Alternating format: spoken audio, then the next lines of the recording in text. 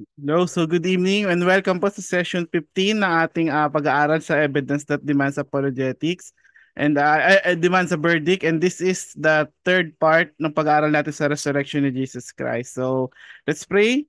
So, dear Heavenly Father, muli po nagpapasalamat kami sa inyo sa inyong kabutihan, Lord, sa inyong faithfulness, Lord, sa pag-allow sa amin na patuloy na gawin tong gawain po na to, Lord. And Lord, I know that you live, Lord.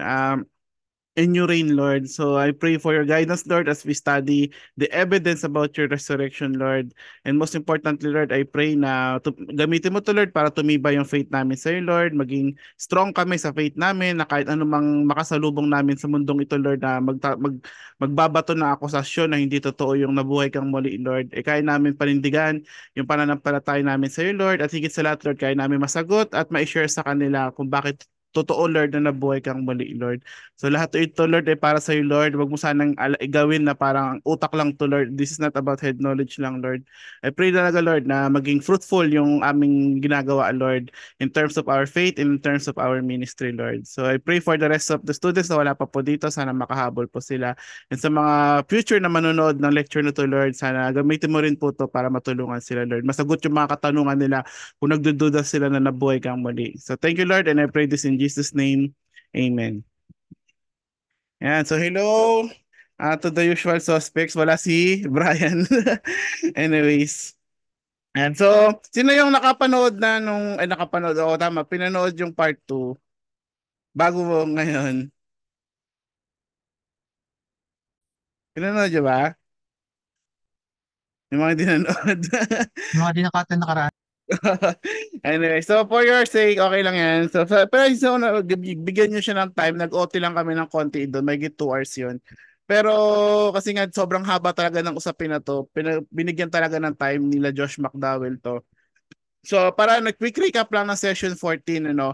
So pinag-uusapan na natin yung apologetic side kasi 'di ba sa part 1, yung theology lang ng resurrection. Ano bang ibig sabihin ng resurrection? So maganda i-recap din pala natin yun kasi ano siya, mahagip siya sa session na to. So ang resurrection ba ni Christ, physical or spiritual?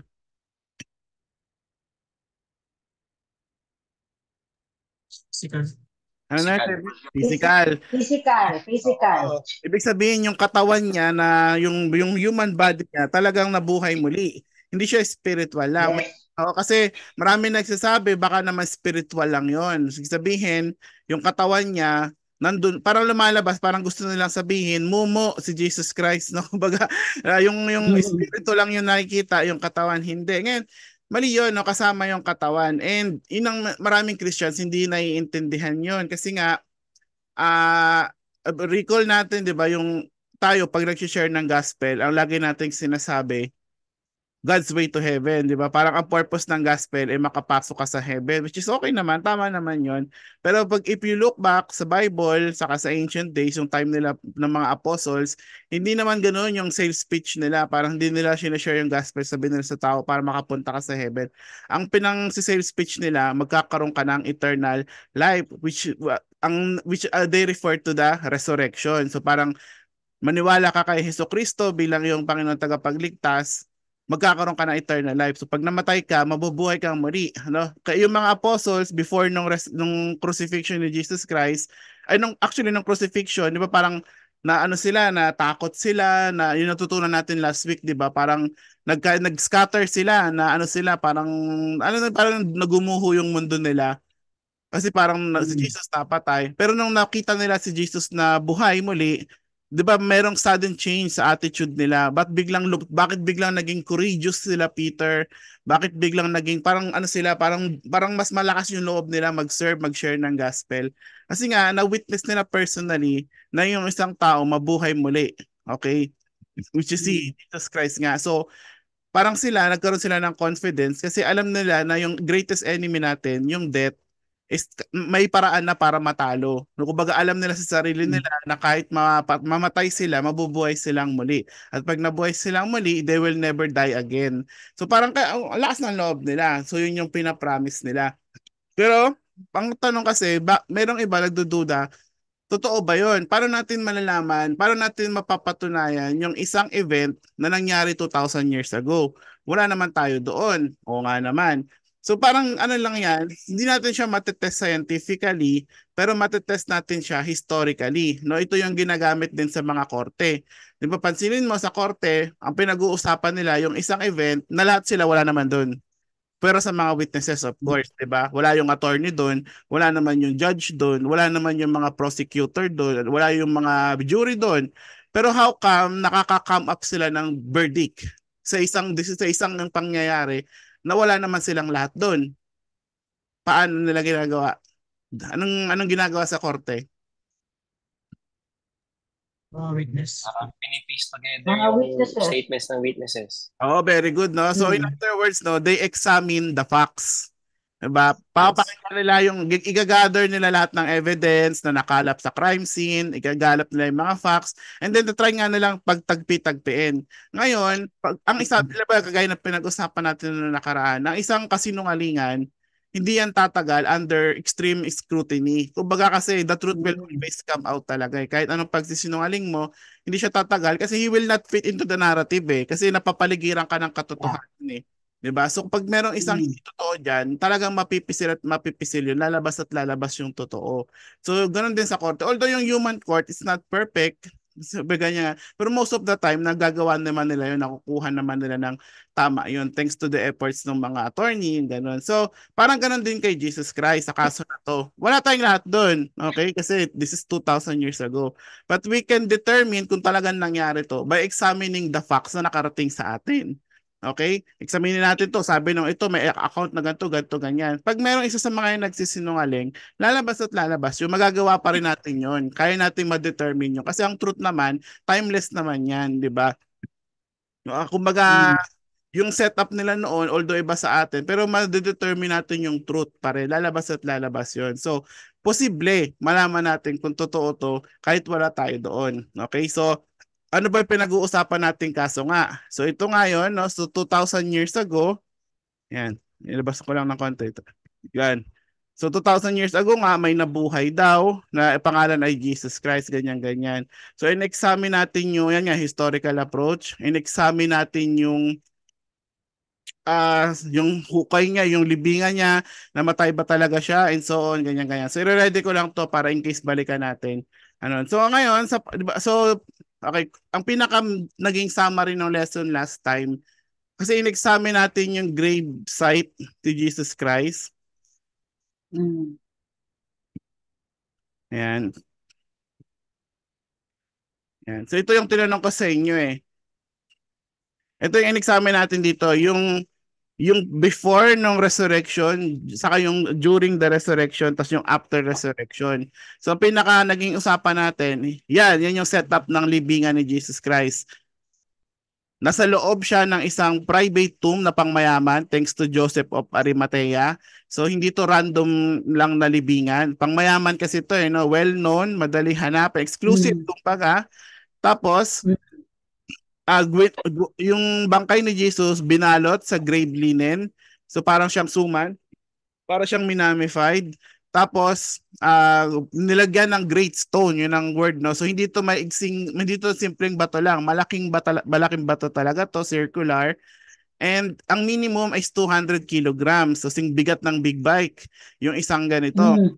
Tapos naka-incline siya, incline yung slope ng ibig sabihin, para isara, ipapagulong mo lang pababa. Pero para buksan, yung ganyang kalaking bato na halos tonelada ang bigat, sabi nga ng iba, yung kay Jesus daw, yung pinakamabigat, 2 tons, kailangan mo siya itulak pataas. So paano mo itutulak pataas ang ganong kabigat na bato?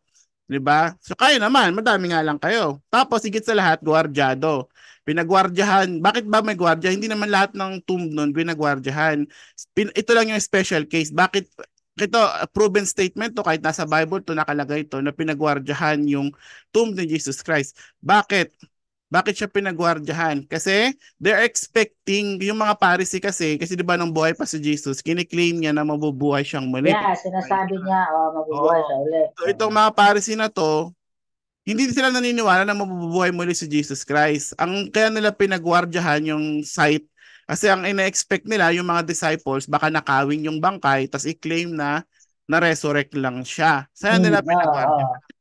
So ngayon, nung nawala yung bato, di ba, nung nawala yung bangkay, nung nawala yung bangkay, punta natin yung eksena ulit na yun, di ba? So, na-resurrect na. So, nag-report yung guard, ito na po, sir, nawala yung bangkay. Tapos, hindi naman yung mga Pharisee, hindi nila dispute na nawala yung bangkay eh. They saw for themselves, di ba? Talagang in-acknowledge nila na nawala. Kasi ang sinabi nila sa gwardiya, hindi wag nilang sabihin na parang na Oo, parang tago na may lang. bangkay naman dun eh. Ang inisip nila is alternative reason bakit nawala yung bangkay. So sabi nila, tell the Oo, people, his disciples came by night and stole him nanakaw. away while we were asleep. Oo, So inaamin nila na nawala yung bangkay. Ang kasinungalingan na yes, nila is, bakit nawala? So ninakaw daw. So, nanakaw. yun yung pinakaano ngayon dito. Pero yun yung pinag-usapan natin, di ba? Ikaw ba? So, inaakusahan mo yung mga disciples na ninakaw yung bangkay. Actually, yung statement na to is self-defeating. Dito ko palang makakross-examine ka na sa korte. Sabi mo, tulog ka. Di ba? Yun ang sabi niya, ninakaw po ng mga disciples nung gabi habang kami ay tulog. Una muna, kung tulog ka, paano mo nalaman na Bakas sila yung mo. kumuha? Di ba? Ah, Oo, tulog ka eh. Paano mo nalaman na sila? So, dalawa lang yan. Either tulog ka talaga at inaakusahan mo lang sila so wala kang ebidensya, or hindi ka tulog. Nakita mo sila talaga pero nagpapanggap ka lang tulog. 'Di ba? So either or, may kasalanan ka. And that is punishable. Kaya sinabi sa kanya ng mga Pharisee, kung nakarating to sa governor's ears, huwag ka mag-alala, kami bahala sa iyo. Babakapan ka namin. Kasi nga, para sa mga gwardiya, pag nag-fail sila sa task nila, papatayin sila. So buhay nila ang nakataya sa posisyon na yan. So kung ikaw yung gwardiya, may lakas ka ba ng loob na tulugan ng duty? Hindi. patay ka. Diba, tinanong natin last time, baka nakainom, kaya nakatulog.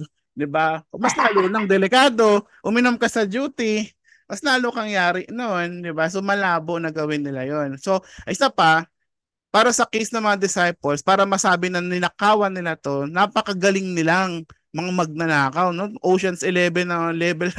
Parang grabing galing ng para magawa nila. Una muna, hindi to magagawa ng isang tao lang kasi ang laki ng bato na yan. Yung pagtulak pa lang yan, kailangan marami na kayo. Saka hindi mo siya pwedeng itulak ng konti lang parang maano lang, mabuksan lang ng konti. Kasi nga naka-slope yan eh. So para mabuksan mo yan, kailangan mo itulak yan all the way up hanggang dun sa level na hindi na siya gugulong uli para makapasok kayo. Hindi pa yung konting bukas nga lang, hindi pwedeng ganoon. Pangalawa, imposibleng sa part na yon hindi kayo mag-cause ng ingay. Kasi assuming tulog nga yung mga guards. So hindi sila nagising habang binubuksan yung ganong kalaking bato. 'Di ba? Iba nga diyan, konting kaluskos lang nagigising na. 'Di ba? So wag na yan. Tapos sobrang dilim sa loob gabi eh. So paano mo na nakawin? Yung magbubukas ka ng ilaw, 'di ba? So ang tahimik nyo, tapos nagbukas pa kayo ng ilaw, ng apoy, hindi pa rin nagising yung guard. Tapos pangatlo, balot yung bangkay sa grave linen. Eh 'di ba sa resurrection scene, ang sabi doon, yung linen naiwan. 'Di ba? Naiwan yung tela eh sa doon sa tomb. Hmm, So ibig sabihin, yeah. tinanggal pa nila 'yon. So hindi naman mabilis tanggalin 'yun eh. Iabutin ka ng oras doon. So wala kayong ingay, nagbukas pa kayo ng liwanag, tapos ang tagal nyo pa doon at hindi nagising yung guard. Grabing, ewan ko, Hmm. either magaling talaga silang magnanakaw o talagang tulog lang, grabing tulog naman yun. Tapos, isa pa nga doon, inaasahan sila na darating. 'Di ba? Inaasahan sila, kaya pinagwardyahan yan eh. So, sinong magnanakaw, maglalakas loob na magnakaw sa isang lugar na inaasahan siyang darating? 'Di ba? Doon pa lang eh. Kayo ba, kaya nyo bang nakawan ng isang bahay na alam nila na paparating ka? So, ang ginawa nila, pinagwardyahan nila, may pasundalo sila. 'Di ba? May ano diyan, may seal. No, nakaabang sa inyo. Kaya ba, kaya mo nakawan yon? Na may mga armadong tao nag-aantay sa'yo? Saka parang ang galing naman nila mga magnanakaw, given yung background nila na parang mga ano sila, 'di ba? Mga magsasaka, mga mangingisda. So parang out of character yung Hmm. accusation sa kanila. Saan nila nakuha yung galing magnakaw ng ganun? Ayan. So saka isa pa doon, bukod sa lahat ng yon, hindi naman issue na nawala yung bangkay eh. Doon pa lang, 'di ba, parang ang dami na agad arguments na naitumba. Pero hindi naman issue na nawala ang bangkay. Ang issue, bumangon muli yung bangkay. No? So pwede kong sabihin na natin for some genius reason tagang nagawa ng paraan na manakaw yung bangkay. Pero, hindi nga yun ang issue. Ang issue, nabuhay muli yung bangkay. So, kayo ba, paano nyo gagawin yun? Paano kayo mag-i-stage ng yung isang taong namatay na buhay muli? 'Di ba? Paano mo bobolahin yung mga tao sa paligid mo? Assuming na nagsisinungaling ka nga lang. Kayo ba, nung naisip niyong paraan, paano nyo pagmumukain na yung isang taong namatay na buhay muli? Sige nga. Any ideas ulit? Yung isa sabi daw, iba-bribe. Iba-bribe na lang daw niya, 50. Araw-araw daw, bibigyan niya ng isda yung 50. Di ba? Well, assuming may huli ka araw-araw, di ba? Pero isa pang issue doon, para saan? Ba't ka gagastos ng ganon? Para saan? Ano Para purpose? saan, di ba? Yung iba ba, yung mga What first is time it to you? yung mga first time ngayon nandito, ano naisip nyo paraan? Paano nyo mo i-stage yung ganong scheme na hindi man totoo, 'di ba? Kunyari hindi siya totoo. Paano mo i-schemein 'yon na nakita siya? Kasi yun ang issue gusto nila ibenta na nabuhay muli. So paano nyo gagawin 'yon? Kaya sila Jay nga, kaya ba may naisip ka, bro? Paano mo i-stage yung ganong scheme? Naku, Kuya Jeff, sobrang hirap nun eh. Kasi Mm. Oo. nanakawan ko yung mga Roman guards. Buong buhay nun, pumapatay sila ng ano. Oo. I mean, Yes, tama trained yun. sila para sa ano, Oh, sa master mga of ganong Oo, yes, mga, konflikt. master of death. mga musad. Yun. Mga musad. Oo. Pero nga no, ang hirap pikiin nung nabuhay muli yung isang bangkay, 'di ba? Parang doon pa lang ang game over na eh. 'Di ba? Kasi paano mo kukumbinsihin yung mga tao na siya 'yun, 'di ba? Makakausap nila, ganyan. So kaya yung iba sinasabi, hindi baka nag-hallucinate lang, which is ito na yung lesson natin ngayon. So ngayong session 15, yung third part, pag-uusapan natin yung mga inadequate alternate theories about the resurrection. So ibig sabihin, sa part na to, hindi na natin pinag-dedebatihan kung nabuhay muli si Jesus. Actually, parang somehow ganun pa rin. Pero kasi ang ginang po sa point na to, parang hindi na nila kine-question na nawala yung bangkay or anything like that. Ang gusto na lang gawin ng mga taong to, mag-provide ng alternate nga na theory sa resurrection. Kumbaga, hindi sila naniniwala sa resurrection, pero parang nagpo-provide lang sila ng possible explanation bakit yung mga tao nung time na yon para sa kanila ay resurrection yon, which is hindi naman. So guess nyo yung lesson natin ngayong gabi. Kumbaga parang ang sa akin, kaya kami yung 500, kami yung mga apostles, na-resurrect si Jesus Christ. So para sa pananaw namin na-resurrect. Pero itong mga taong to, nagpo-provide lang sila ng alternate na explanation. Hindi naman talaga na-resurrect. Kumbaga, parang ito lang yung nangyari dyan, tingin mo lang na-resurrect pero hindi naman. Okay, so para mas mag-gets, simulan na natin. So basahin ko muna, no? So we will now examine naturalistic theories that some have put forward in an effort to explain the various facts surrounding the resurrection via causes that do not require God or the supernatural. So parang gusto nilang palabasin na hindi to miracle, no? Kung yung nga parang kaya sila nag-put up ng mga ganito. So these theories may redefine key elements of the gospel accounts in line with their authors' presuppositions. Each theory either attempts to explain the facts so as to arrive at a non-miraculous resurrection or attempts to deny the resurrection outright. Okay, so yun nga, no? Hindi nila dinay yung event, nagpo-provide lang sila ng parang alternate na reason paano nangyari yon. So ang una is yung apparent death theory. Okay, so nahahapiawan natin to last time, no? So ano yung apparent death theory? So sabi nila, itong mga hindi naniniwala, hindi naman daw talaga namatay si Jesus Christ sa cross. Mukha lang siyang namatay. Okay? So ito rin yung tinatawag natin the swoon hypothesis. Ano ibig sabihin ng swoon? Search sa dictionary, ano ibig sabihin ng swoon? Parang Nga. Nawalan lang ng malay, Kuya Jeff. Oh, very good. Hinimatay. Okay. hindi mo tayo ang daming sugat eh. Oo. Ayun na nga. Nilatigo ka, binugbog, pinagbuhat ng cross, pinako sa krus, tapos ang ending hinimatay ka lang. Okay. Okay. Okay, so bakit nila sinasabi to? Baka kasi daw nung nasa cross si Jesus Christ, humihinga pa naman. Nung binaba, tapos nung nilagay sa tomb, gumaling Bumangon. siya. Oo, parang within 3 days So ganun ang gusto nilang palabasin. So malinaw naman na sugat-sugat siya eh. 'Di ba? Na parang halos parang sabi pa nga ni Isaiah, hindi na siya mukhang tao sa dami ng sugat, 'di ba? Tapos sabihin na natin ano siya, sabihin natin hindi talaga siya namatay. Kunyari pagbigyan natin yung sinasabi ng mga to. Tapos ito pa lang dito pa lang may sabit na eh. So nasugatan ka ng ganun kagrabe, tapos nilibing ka, binalot ka na parang mami. Tapos within 3 days gumaling yung sugat mo. In 3 days lang, tapos naglakad-lakad ka na. 'Di ba? So, nagawa mo pang buksan yung bato, yung from the inside. 'Di ba?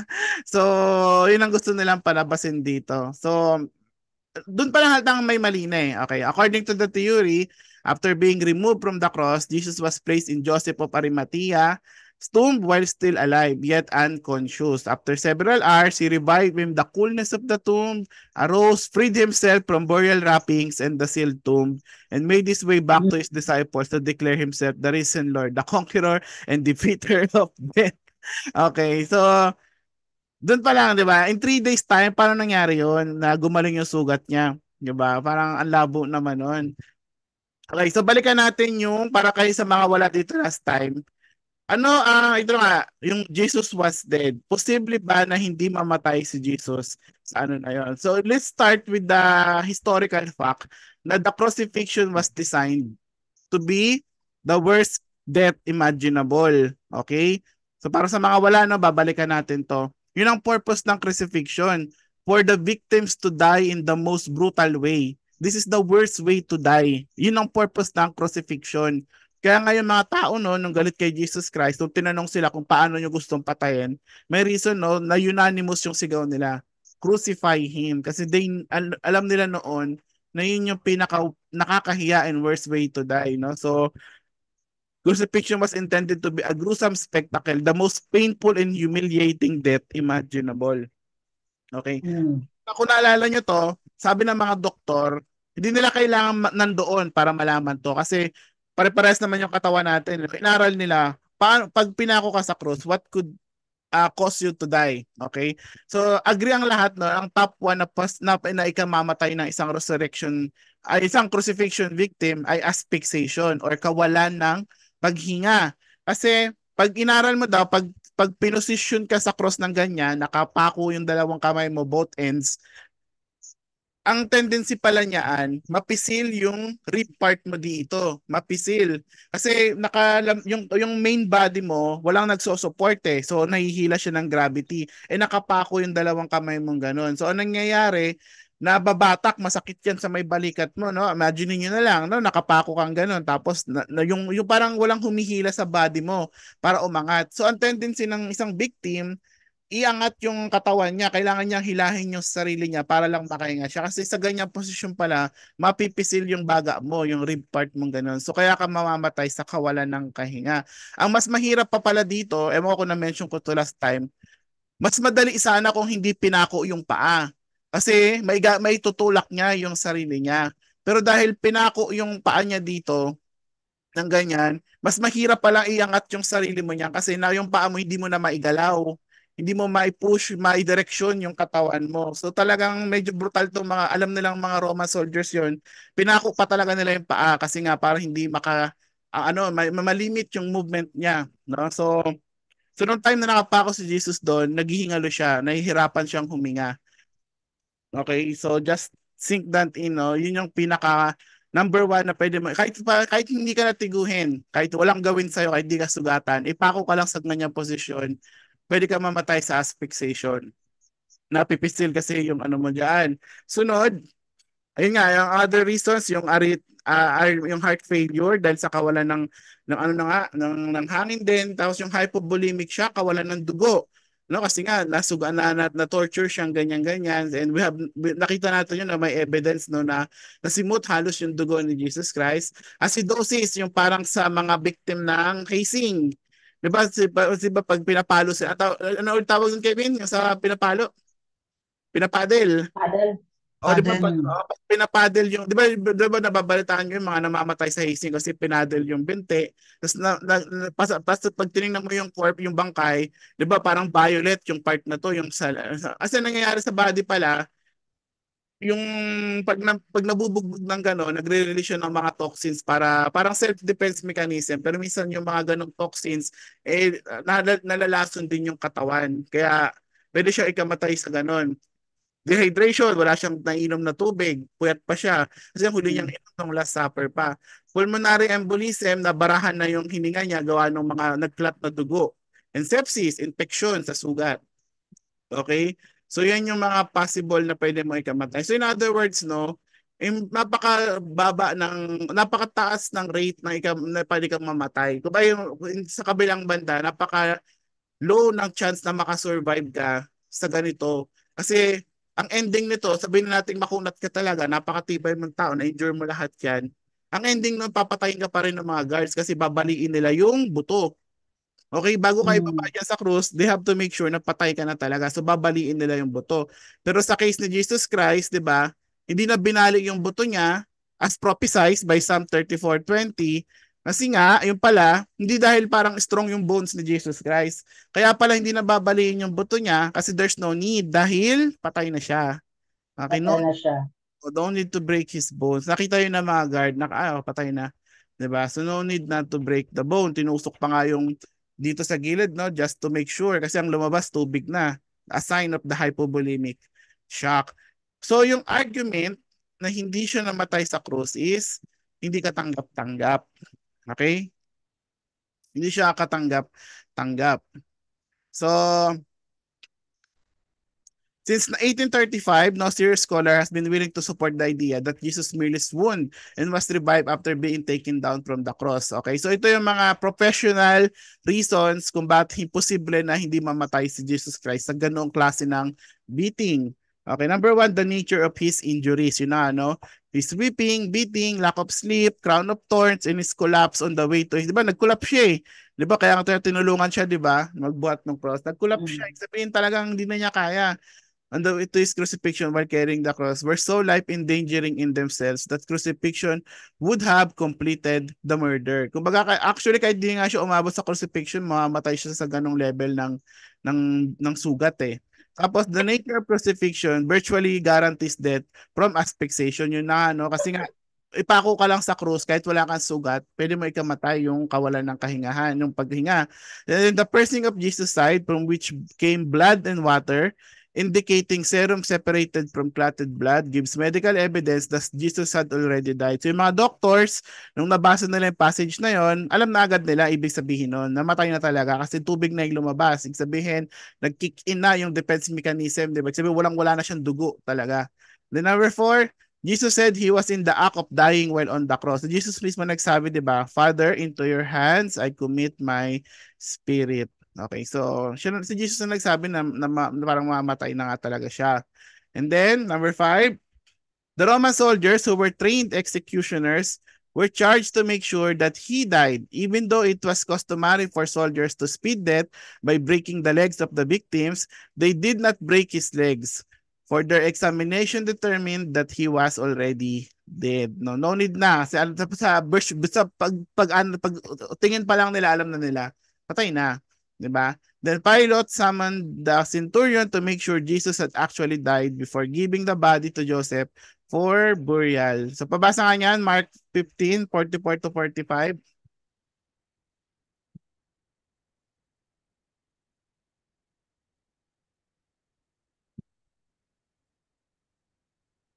Yan. So sabi dito, di ba, Pilate was surprised to hear that he should have already died. Nagulat pa si Pilate, patay na agad. And summoning the centurion, he asked him whether he was already dead. And when he learned from the centurion that he was dead, he granted the corpse to Joseph. Joseph. Namatay talaga. So para doon sa mga wala last time, anong significance ni Joseph of Arimathea? So kasi si Jesus, ang mga crucifixion victims, nililibing lang kung saan-saan. Pero itong si Joseph na mayaman, nag-volunteer siya na kunin yung body ni Jesus, doon na lang ilibing daw sa tomb niya. Kumbaga parang yung Saint Peter niya, pinasa niya kay Jesus Christ. No? So yung tomb ni Jesus Christ, pang mayaman yun. Okay? Ngayon, anong kaanohan no? Hindi yun para masabi na social si Jesus Christ, no? Ang point kasi noon, yung nilibingan kay Jesus Christ, is hindi siya parang, hindi mo siya pwedeng ma-mistaken sa iba. Kumbaga, madali mahanap, madali makita, parang madali maspatan. Kasi yung pangmayaman limited yung mga ganong mga libingan, hindi lahat may ganoon. So, yung nakatulong yung ginawa ni Joseph of Arimathea. Okay? 7. Jesus' body was wrapped in about 100 pounds of cloth and spices. Yun nga, no, para siyang mami, nakabalot yun and placed in a sealed tomb until the third day. If Jesus had not died from his previous torture, assuming na hinimatay nga daw siya, tapos binalot ka ng ganoon, doon pa naman mamatay ka, sabi niya. Kasi oh, di ba? Hinimatay, tapos binalot ka ng gano'n. Ito na mga disciples mo, asyong na. Di ba? Yan, ano. So doon pa mamamatay ka, hindi ka makakahinga Di ba? Binalot ka ng gano'n. Saka yun nga, no? Ang ganda ng argument. Kung nabuhay nga siya, hinimatay lang siya, tapos nilagay siya doon sa tomb, gumaling agad yung sugat niya in 3 days. Pero paano ka makakasurvive doon? Wala kang pagkain, wala kang tubig, walang medical treatment. Di ba? Doon sa loob ng tomb na in 3 days. Di ba? So parang ang labo talaga na hindi siya, parang hinimatay lang siya. Mas imposible ito.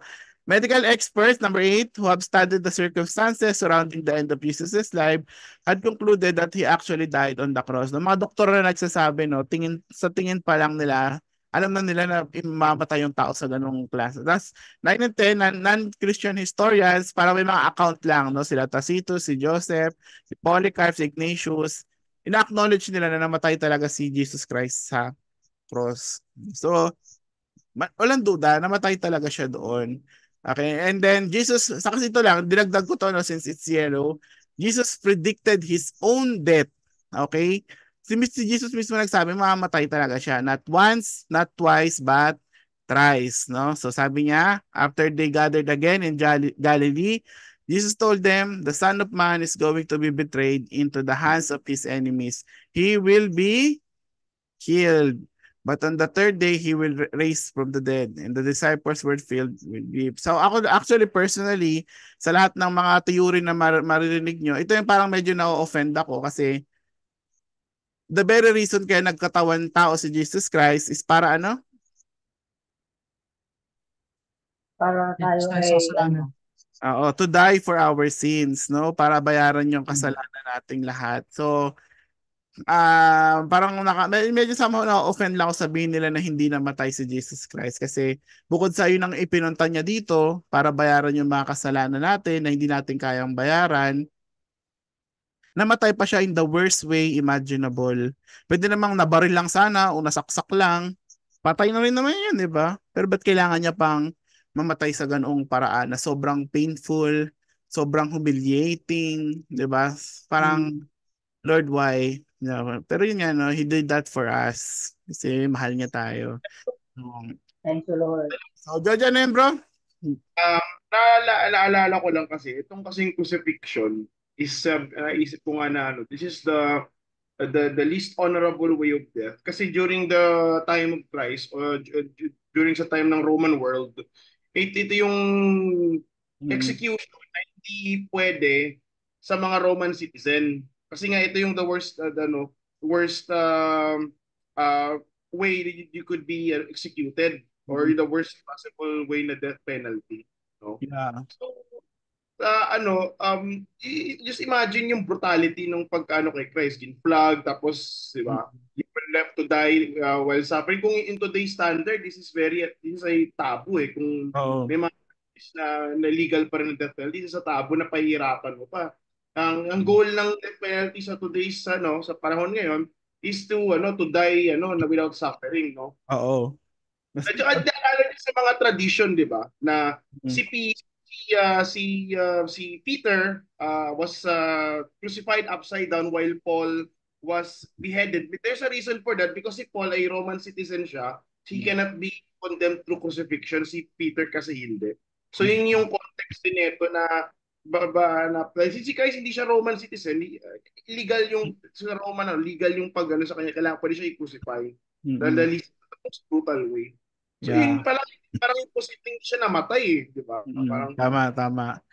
Yan. So thanks for sharing, Jojo, no? Kaya nga malabo talaga na hindi siya namatay. Although meron kasing kaso na parang may nabuhay daw. Ayoko, madaan natin mamaya, no?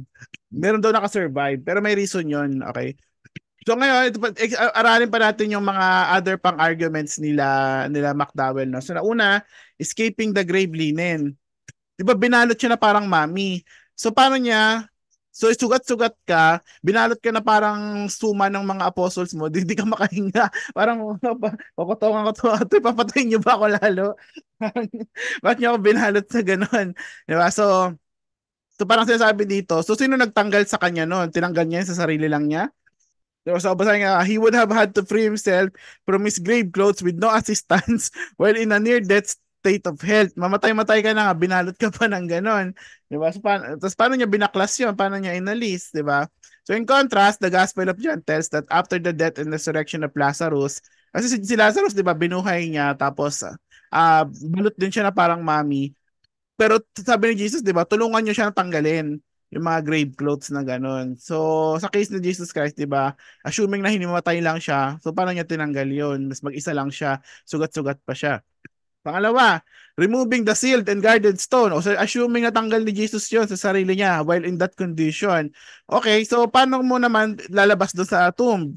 Given his traumatized physical condition, Jesus would have had an extremely difficult, if not impossible task of rolling the stone back from the entrance of the tomb. So galing sa loob, paano mo itutulak yung bato? Mag-isa ka, sugat-sugat ka, halos mamatay-matay ka na, pinahirapan ka pa ng mga disciples mo magtanggal ng kalo, tapos itutulak mo yung batong ganong kabigat na hindi nga kaya ng isang tao lang, grupo ang kailangan. Pataas pa ang tulak mo, silyado yon at may nakaabang na 2 gwardiya.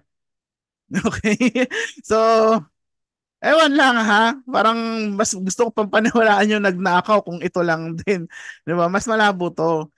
Especially from the inside the tomb. As there would be no way to obtain leverage on the stone to roll it out of the way. Di ba? And then walking to Emmaus. The walk to Emmaus was 7 miles. Mula dun sa tomb, papunta sa Emmaus, kung saan siya parang first na ispatan, 7 miles. So that's 15 kilometers. Yan. So mula dito hanggang Maynila kasi sinusukat mo yun eh. Oo. So traveling this distance while in extremely poor health seems inconceivable. Diba? Parang and wounded survivor or recent survivor.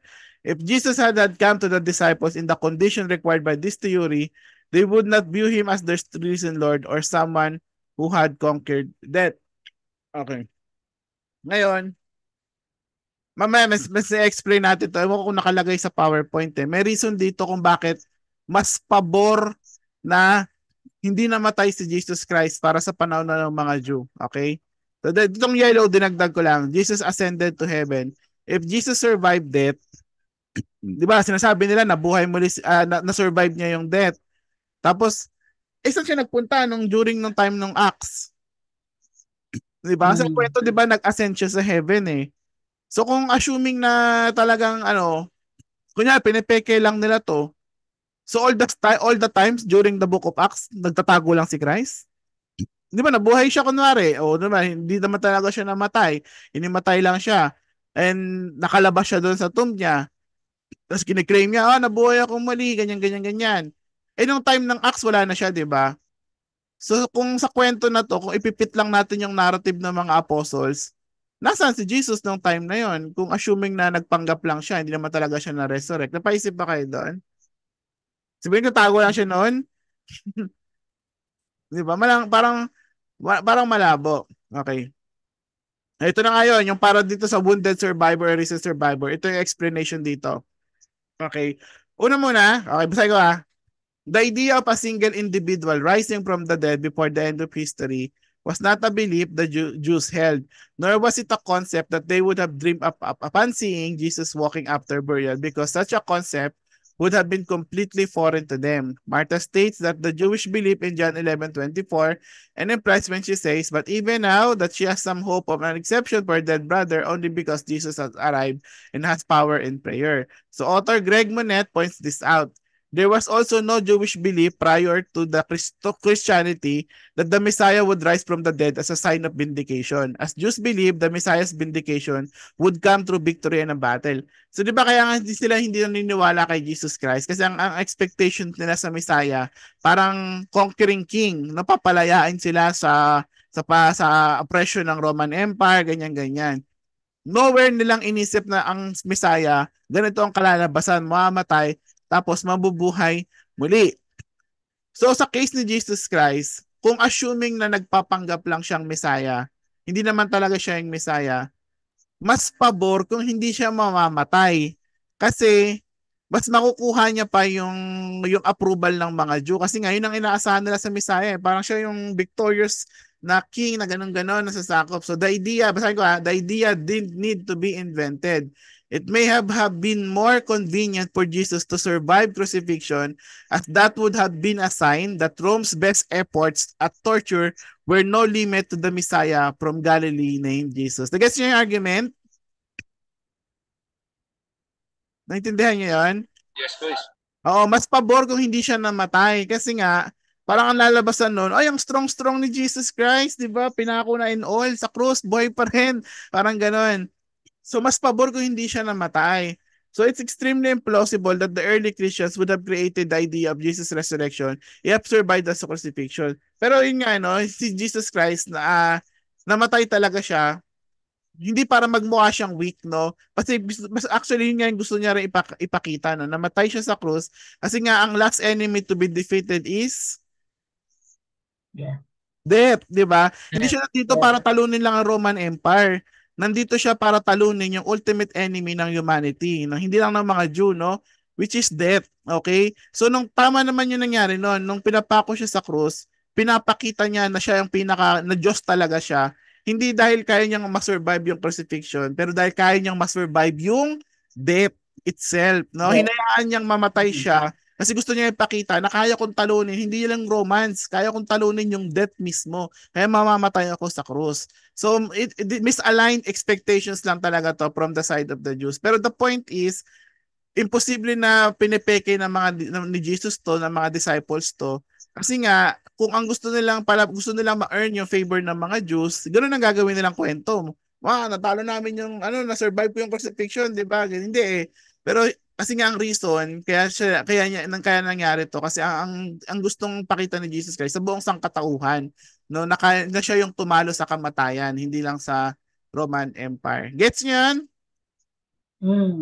Kaya I hope that's been clear, ha. So kasi ang ganda ng argument na to eh. Parang very minor na hindi natin napapansin, pero once na tiningnan mo, ay oo nga, no.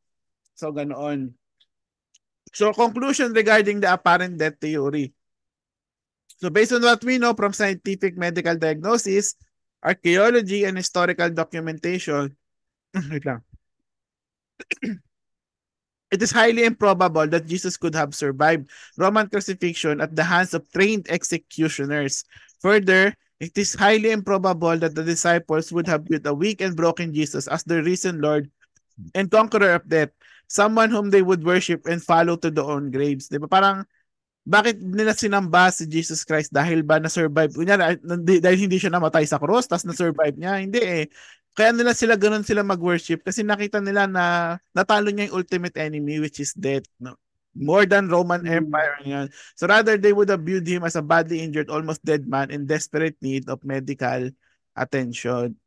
Diba? So parang imposible talaga na nasugat-sugat ka ng ganon, tapos lalabas ka sa tumbong ganyan, tapos sasambahin ka namin. Ay, kasi ang dating nga nun, ay, kailangan tulungan natin siya kasi parang sugat-sugat siya, ganon-ganon. Pero hindi ganon ang reaction nila eh. Worship ang reaction nila eh. Kasi talagang nakita nila with their own eyes na ang isang taong namatay ay nabuhay muli. Which is yun nga, nagawa ni Jesus. Amen. Okay, Hallelujah. so hindi, so cross na tong apparent death, ha? So malinaw na to? Malinaw. Pag may nagtanong sa inyo, hindi naman talaga siya namatay doon, hindi matay lang siya. Ano sasabihin niyo? Ako, sasabihin ko, try mo. Try mo. Papako ka. Try mo Try lang. mo, magpapako ka. Magpapako ka din natin, hindi ka mamatay. Yung sa Pampanga nga, di ba, kapag pinapako sila sa krus, may safety measures, nakatali yung braso nila, may tinutungtungan sila. Kasi nga, alam nila na pag wala, no, pag wala yung mga yon, mamatay sila sa asphyxiation. Kasi nga, mapupunit yung ano mo yung braso mo di ba? So, parang for show lang talaga yon. Malinaw? Nilang Mm-mm. Malinaw. Okay, so pangalawa, one down. So hindi siya hinimatay lang ha. Ito na tayo, balik tayo dun sa common na theory ito yung nasa Bible The theft theory. So ninakaw. Ninakaw. Pero this time, na-cross out na natin yung sa part ng disciples na imposibleng sila ang nagnakaw. Pero kasi meron talagang iba, parang determinado. So sabi nila, baka may mga professional daw na magnanakaw na grave robbers ang kumuha. Ayaw talaga sumuko So sige, tingnan natin. Okay, so the oldest of the naturalistic alternative theories, the theft theory, comes in different forms. The first form is that the disciples stole the body from the sealed and guarded tomb and then conspired to teach that Jesus had been resurrected but knowing that he had done no such thing. Yun yung version 1. Yung disciples yung nagnakaw tapos nagpalabas lang sila ng kwento na na-resurrect kahit hindi naman. The second form is grave robbers stole the body and when Jesus' followers discovered the tomb empty, they believed that Jesus rose from the dead. So meron mga professional na grave robbers na ninakaw yung body ni Jesus Christ. Hindi natin alam kung bakit. Tapos yung mga disciples, malinis ang konsensya. Pagpunta nila doon, nakita nilang wala yung bangkay. Ay, naresurrect siya. So yun yung version 2 daw. Pero tandaan nyo, bago tayo mag-proceed, hindi issue na nawala yung bangkay sa tomb. Hindi yun ang issue. Ang issue na parang inaanohan natin, nabuhay muli kasi yung bangkay nakita muli ng mga tao na gumagalaw, nakakausap nila. So doon pa lang, parang you can cast aside na. Whether sabihin na natin may nagnakaw, either yung disciples or grave robbers, but the point is, sino yung kinausap ng mga tao? Sino yung nakita ng mga tao na na Jesus Christ? Sino yung 500 ang nakakita? Diba? So anyways, let's continue, So this is also known as the stolen body hypothesis. So this is one of the first, na mga theory, kasi nasa Bible to mismo, recorded in the Bible. And even si Justin Martyr and si Tertullian, mga church fathers, they acknowledge nga na may ganito. Lumalaganap ng mga kwento na ninakaw yung body ni Jesus Christ. Merong isang atheist, okay, si Richard Carrier. Yan. So parang sobra siyang determinadong patunayan na hindi totoo ang resurrection. So nag-PhD siya para dun lang. Okay? So ang una niyang, basahin ko muna, nevertheless, the theft of theft recurs. Ancient historian Richard Carrier presents a strong contemporary version of it in a view that sees the resurrection as a late invention. Okay? So basahin natin yung mga una. Marami siyang So una niyang theory, yung resurrection is a legend lang daw. Legend lang na nabuo na later na lang. Hindi naman daw talaga nangyari yun. Alamat lang.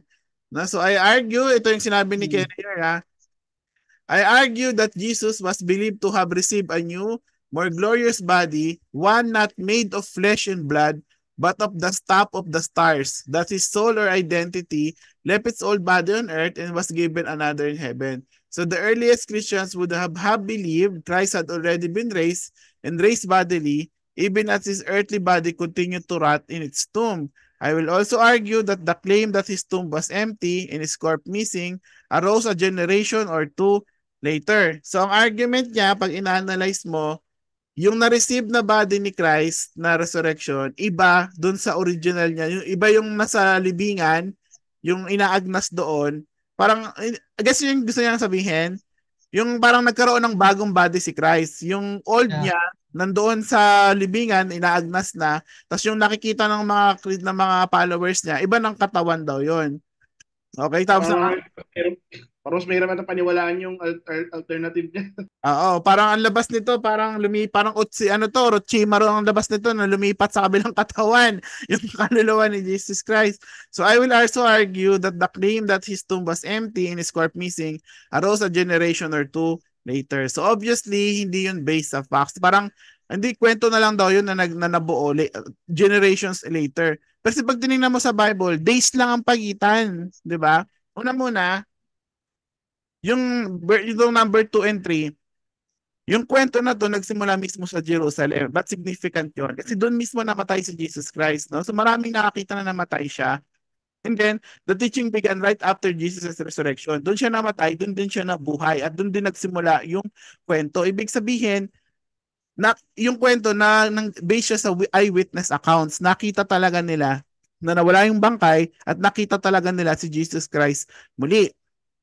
Okay? Kaya yun yung pinaka-core message ng Christianity, di ba? Na followers ni Jesus, you will receive eternal life. Yun nga yung pinopromote nila ng time na yun. Eternal life, hindi yung makapunta lang ng heaven.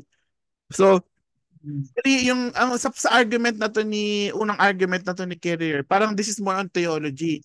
No? Kasi nga, tandaan nyo, sa resurrection, pag na-resurrect tayo, di ba, namatay tayong lahat. Pag na-resurrect tayo, yung itong body na to, ito pa rin yun. Pero maano lang siya, mag-glorify lang siya. O kaya alisin yung mga imperfections, yung sin, yung death, mawawala na yun. Tapos magiging improve siya, di ba? What is imperishable will become perishable. What is perishable will become imperishable. So wala nang death, hindi na tayo magkakasakit, ganyan. So itong body na to, ito pa rin yun.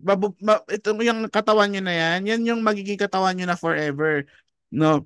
Pero improved version, di ba? Wala nang sakit, wala nang death, wala nang sin. Yan, yung the best version of yourself, no? Yung mukha, yung pa rin. Yung sabi ko, yan. So, glorified naman na. So, hindi na gets ni Carrier yon. So, this is more a theological debate more than an apologetic.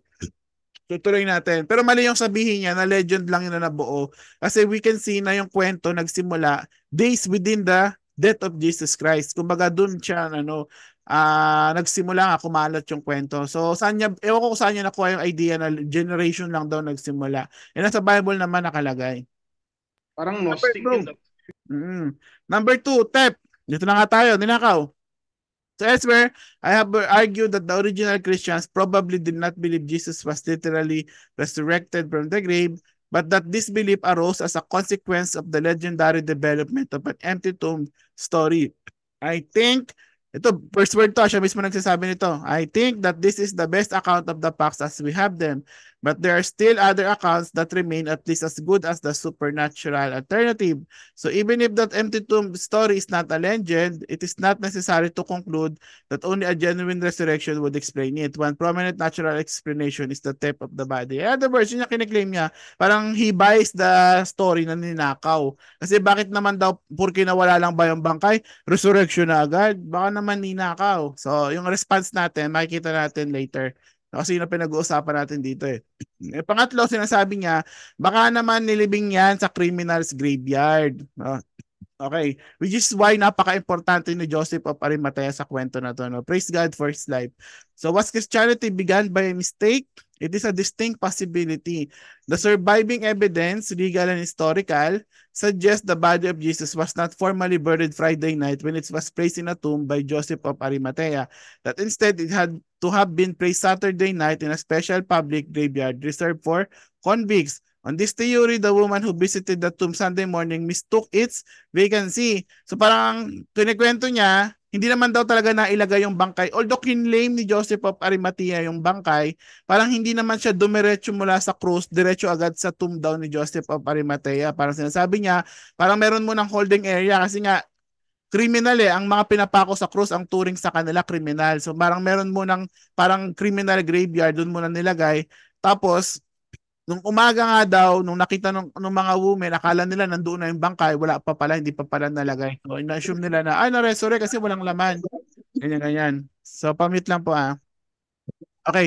So, ako masasabi ko dito, no, so si Joy, no offense sa kanya, no, pero yung mga arguments niya is puro mga haka-haka, puro mga hypothesis lang, not based on facts, not based on, some of binase yung mga ganyan, kasi people can say anything eh, but the question is, where's the proof?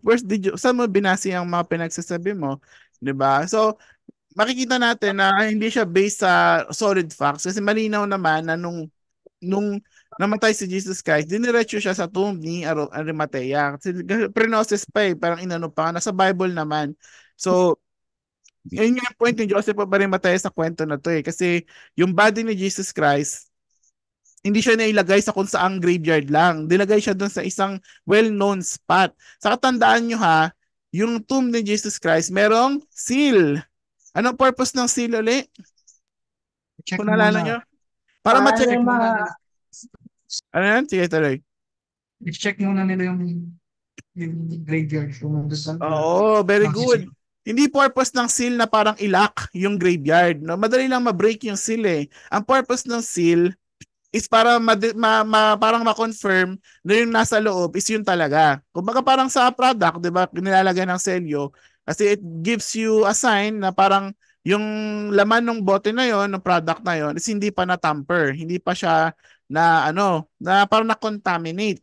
So nung sinil ng Roman soldiers yung tomb, ibig sabihin, nasigurado nila na yung nasa loob, bangkay talaga ni Jesus Christ. That would have been very uncharacteristic and irresponsible of them na isil yung tomb na hindi double check yung bangkay sa loob. 'Di ba? So this is yung itong argument ni Carrier is again not parang hindi siya acceptable, invalid siya. Lalo pat wala siyang basis. And yun nga based sa facts na na-receive natin na silyado yung tomb, means guaranteed na yung bangkay ni Jesus talaga yung nandoon sa loob. Malinaw?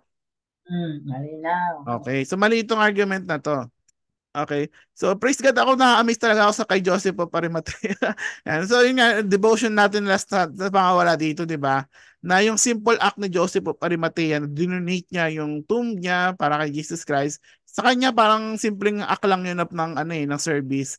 Pero it echoed through generations kasi nakatulong yon para sa apologetics nung na parang si Jesus hindi siya nilibing kung saan lang, 'di ba? Nilagay siya sa isang libingan talaga na madali ma-identify. Kaya mako-confirm natin na nawala talaga siya doon. Yan. So, response to the theft theory in general, how did they steal him? So may quote nito si Chrysostom.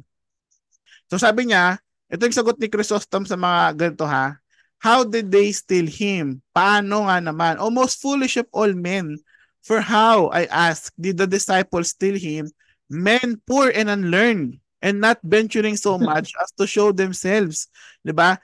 Hindi na, mga simpleng tao to, walang edukasyon, tapos takot pa sila, 'di ba? Nang pinapako si Jesus ka, nagtatago sila, 'di ba? All of a sudden biglang magiging ganyan sila. Very uncharacteristic sa kanila na sila yung magnakaw. So what? Was not a seal put upon it? Yun na nga, 'di ba? Silyado yun eh. Sigurado tayo na nandun si Jesus Christ. So what? Was there not so many watchmen and soldiers and Jews stationed around it? What? Did not those men suspect this very thing and take thought and break their rest and continue anxiously about it? Wait lang may nakaharang sa screen ko eh. Yan. Anxious about it, and wherefore moreover did they steal it? Saan nila nilagay kung ninakaw nila? That they might feign the doctrine of the resurrection? And how should it enter other minds to feign such a thing? Men who were well content to be hidden and to live. And how could they remove the stone that was made sure? How could they have escaped the observation of so many? Nay, though they have despised death, they would not have attempted without purpose and fruitlessly to venture in defiance of so many who were on the watch. And that moreover they were timorous. What they had done before showed clearly at least, when they saw him cease, all rushed away from him. If then at that time they did not dare so much as to stand their ground when they saw him alive, how when he was dead could they but have feared such a number of soldiers? What? Was it to burst open a door? Was it that one should escape notice? A great stone lay upon it, leading many hands to move it. So in other words, parang kine-question niya yung mga kada arguments, parang sarcastic way. Parang, paano nila ginawa? Diba? Parang present niya nga lahat ng resource, yung bato, gwardyado. So malabo na manakaw talaga yun. Either kahit sino pang mag-attempt. Okay? And again nga, hindi issue yung nawala yung bangkay. Ang issue is bumangon yung bangkay. So, this is false again. Very uncharacteristic para sa lahat na manakaw yun in such a very guarded situation. Malinaw? Malinaw. Okay, di pa tayo tapos meron pa mga dito na yung conspiracy ng mga disciples, baka daw nagkuntsabahan. Pero based kasi sa experience, even in legal courts, sa kuntsabahan na yan, bihira na lahat yan, nananatiling sikreto. Merong one way or laging may isa dyan na dumudulas. No? Tama. Kayo lang, di ba? Kunyari, sa atin lang, di ba? Oy, secret ha, atin lang ha. Mga ilang days lang. Mga ilang days lang Pag bago sinabi, pag sinabi mong secret, ako, lalabas yan. so, di ba? Tayo-tayo pa lang eh. Ano mo na yan eh. Human ano yan. Ang hirap pigilin na maglabas ng sekreto. Magkakagulat ka na lang, alam na ng buong bayan. Na ganyan. No? So, merong dumudulas for some way or another. Ganyan. So, the theory that Jesus' disciples told the body rests on the assumption that the disciples deliberately conspired with one another to steal the body and then make up a false story that Jesus had risen from the dead. But conspiracies tend to fall apart because someone breaks down under pressure and betrays his co-conspirators. This does not happen with the disciples. Kung naalala nyo last time, again, buwabalik tayo dun sa session last time. Ano? So yung mga hindi nakapanood, I highly encourage you panoorin yon. So, again, sa mga nakapanood nandun last time, ano ang significance na pinangalanan yung mga nakakita kay Jesus Christ na resurrected? Yun nga, kung naalala nyo pa. Kasi, di ba, 500, Matatanong, ano, sige, go, Kevin. matatanong natin yung mga, kasi may pangalan sila. Malalaman Yeah. natin sila nilalapitan. Oo, very good. No, ibig sabihin, dahil pinangalanan mo, pwedeng puntahan yung mga tao na yon. Pwede silang questionin kasi nag-name drop ka eh. So, ang daming pinangalanan eh. Ang daming pinangalanan. Balikan natin yung slide na yon.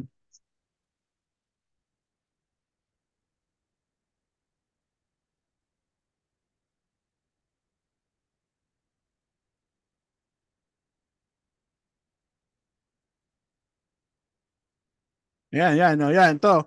'Di ba? So, pinangalanan sila eh. Ang dami, bukod doon sa 500, si Mary Magdalene, pinangalanan. So, ito yung mga pangalan, no? So, pwede questionin. So, sa lahat ng tao na yan, what are the odds na lahat yan hindi bibigay sa pressure, na hindi sila parang manlalaglag. No? Ano, probability wise, no? Kahit isa diyan bibigay sa pressure, 'di ba? Hindi po totoo 'yan. Ano lang 'yan, nagbinayaran lang kami ni ganyan para sabihin po 'yan, ganyan ganyan. Isang isda daw kada araw. Ganun. So, malabo 'yon, 'di ba? Pero wala sa kanilang bumigay. Kasi nga, they're telling the truth. So, malinaw? Now. Okay. The unknown thieves. So, the theory that someone other than the disciples stole the body faces the same issue surrounding the notion of the disciples' conspiracy.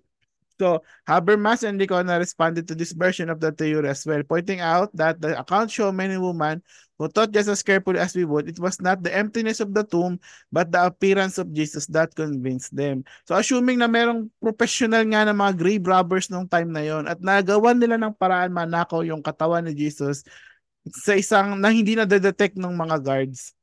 Okay, granted, nangyari nga yun. But the point is, hindi naman nakabase yung faith natin na nawala yung bangkay ni Jesus Christ eh. Our faith is based on the fact na nakita siyang muli, nabuhay siyang muli. So yun ang yun ang kailangan nilang itibagin. Ano yung nakita ng mga tao after niyang mamatay 3 days later, 'di ba? Nawala yung bangkay, o sabihin natin ninakaw. So yung grave robbers, binuhay nila yung bangkay. Yun ba yun? Paano nila Kasi hindi nga yun ang point. Ang point is nakita yung katawan niya, nakausap nila siya, nakasama nila siya. Hindi lang 4 hours for 40 days nilang nakasama si Jesus Christ, the resurrected Christ. So, yun yung doon. So the empty tomb convinced no one. Rather, it was the appearances that brought about beliefs in friends and foe alike. Kasi kung tatandaan nyo, yung mga pinangalanan na nakakita kay Jesus Christ, hindi naman lahat yun followers ni Jesus Christ. His own brother, half-brother, si James, he was a skeptic at first pero naging believer siya nung nakita ng kapatid niya na nabuhay muli.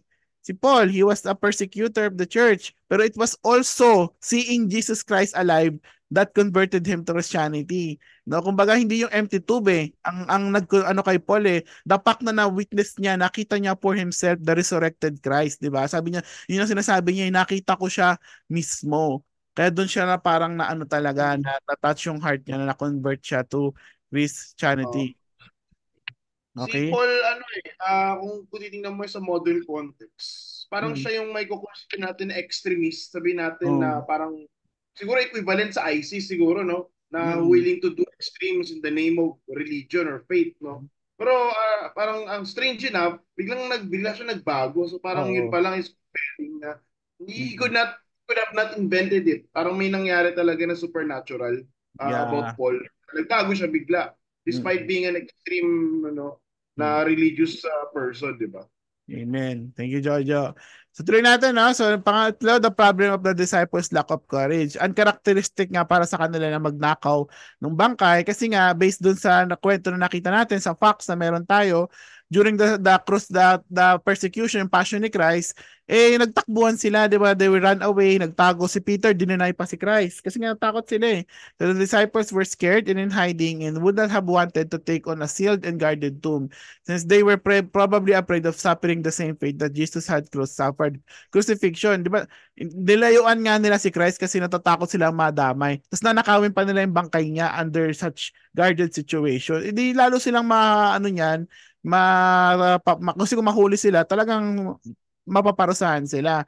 So, kaya si Jesus na nagsabi rin, di ba? Sabi sa Bible, Jesus said to them, "Tonight, all of you will run away because of me. For it is written, I will strike the shepherd and the sheep of the flock will be scattered." So, medyo masakit sa part ni Jesus yun. Alam niya na iiwanan siya ng mga to. Diba? Because natatakot nga sila sa suffering na ganyan. So, these were not the actions of a group of followers bent on standing up to soldiers guarding a tomb. As much you remind us, the tomb was guarded. Yan. So, resurrection not expected by either Jews or Gentiles. So, baga, hindi mo pwedeng sabihin na parang pinepeke lang nila yung resurrection kasi based sa theology ng mga Jew and sa narrative ng Bible, hindi nila ina-expect talaga na mabubuhay si Jesus Christ. Kasi nga, di ba, nga sa context ng culture nila, death is the end. Pag namatay ang isang tao, forgets na siya, burado na siya sa existence, burado na siya sa history ng mundong to. So, yun ang pagkakaintindi talaga nila. Kaya yung isang tao na nabubuhay muli, parang talaga yun, breaking news. Kaya nga kahit nung sa account sa Bible, nung nabuhay si Jesus Christ, hindi agad sila naniwala, di ba? Sabi pa nga ng isa sa John 22, someone moved the body, yung gardener daw. Yan, so John 20:13, baka yung gardener, ginalaw niya. Tapos yung mga lalaki, hindi sila naniwala doon sa mga babae, yung mga unang nakakita. Tapos si Thomas, hindi rin siya makapaniwala. So parang, again, it's uncharacteristic. Hindi siya consistent sa narrative ng mga Kasi if they are trying to stage the resurrection, hindi sila acting na ganito, hindi sila arte na ganito. Dapat confident sila, di ba? Kasi followers sila eh. Kunyari, assuming nag-iimbento lang sila ng religion, kiniklaim nila, di ba, nung buhay pa si Jesus Christ, kiniklaim nila, pag namatay siya, mabubuhay siyang muli. So, kunyari, sa mind nila, alam nilang hindi totoo yun. Lang sila, nandadaya lang sila. So, namatay si Jesus Christ. So, di ba dapat confident sila, acting sila na confident? Huwag kayo mag-alala, sure kami, mabubuhay siyang muli. Kasi nga, tinatry mo, iniengganyo mo yung mga tao sa fake religion mo eh. Pero ba't gaganyan ka? Arte ka na parang takot ka, diba, nagtatago ka, tapos, nung nabuhay si Jesus, ikaw pa mismo hindi makapaniwala. So, hindi consistent yung fact. Sabihin kaya sila ganito kasi they were not expecting na mabubuhay siyang muli. Kaya nung nakita nila, nagbago talaga sila, nagbago yung point of view nila in life. So, malinaw lang na hindi nila pinipeke ito. Kumbaga, hindi nila try to ibenta. The conclusion regarding the theft theory, the idea that the disciples would somehow summon the courage to come out of hiding, confront an armed guard, steal the body of their leader, concoct a story of a resurrection, and then base an entire movement on his resurrection and celebrate him as the risen Lord, conqueror of death, is extremely far-fetched. Ang hirap paniwalaan ng kwento na to na magagawa nilang nakawan yung ganong sitwasyon. No? So, mas madali pang maniwala. Talagang nabuhay siya. So, ironically, this theory has one surprise benefit. The Jewish leaders tacitly acknowledged that the tomb was both known and was empty. Otherwise, why make up a story? Ayun. So, malinaw lang talaga. Nawala yung bangkay niya doon at muli siyang nabuhay. Okay. So, kaya di ba? Oo. So, di ba sinasabi natin, hindi issue na nawala yung bangkay. Ang issue, nabuhay muli yung bangkay. So, here comes the third theory. Okay. So, yun na yung ina-atake nila, yung part na yun. So, hindi na nila, tapos na tayo doon. Malinaw na nawala yung bangkay. Okay. Ngayon, ito na tayo.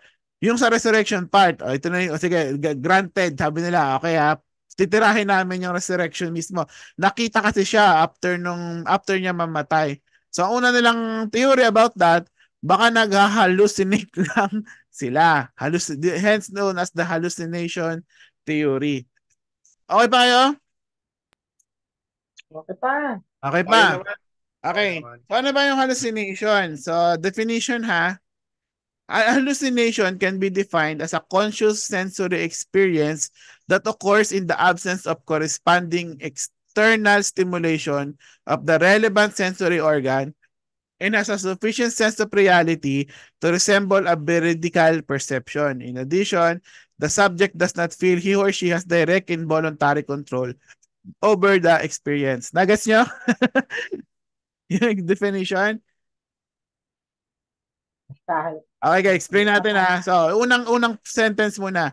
A hallucination can be defined as a conscious sensory experience. Ibig sabihin, yung hallucination, pag sinabi ng hallucination, may mga nakikita ka, okay? May mga nakikita ka. Pero para bakit natin pinaprovide yung definition? Kasi, ano gusto nating i-establish na, kasi ang sinabi nila hallucination, si Jesus Christ, naaninag lang nila. Parang, imaginary. Nakita nila sa mind nila pero wala naman talaga. Okay, yun yung ibig sabihin ng hallucination. Parang nababaliw, may nakikita ka na ikaw lang ang nakakita.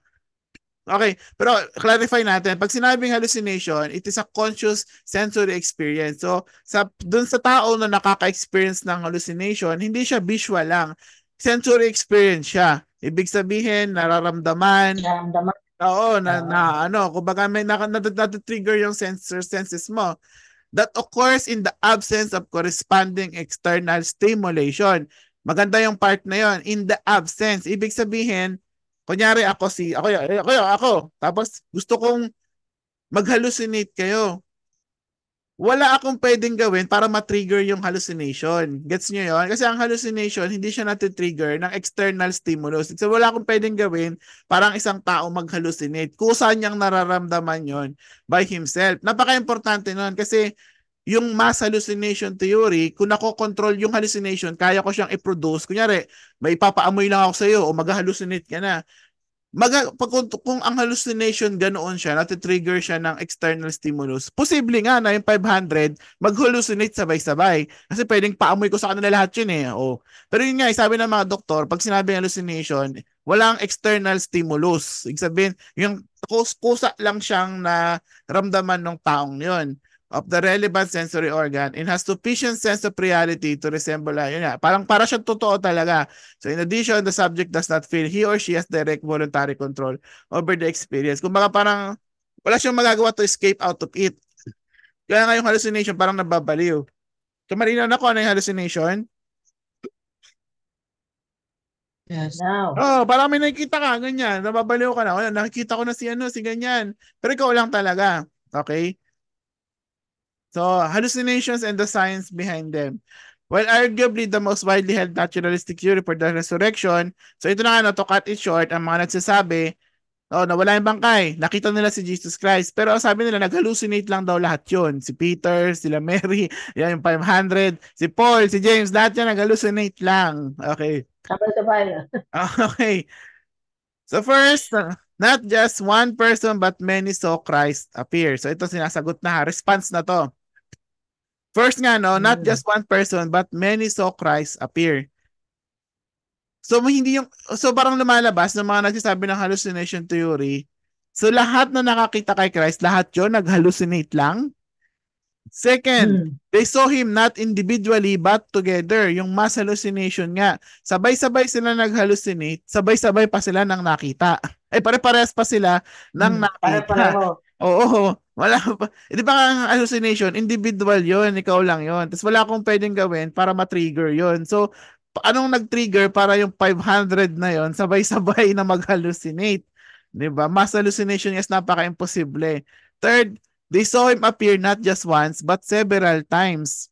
Fourth, they not only saw him but touched him, conversed with him, and ate with him. So nag-hallucinate ako. May tao akong nag-hallucinate. Ikaw, Ate Tess, nag-hallucinate ka rin.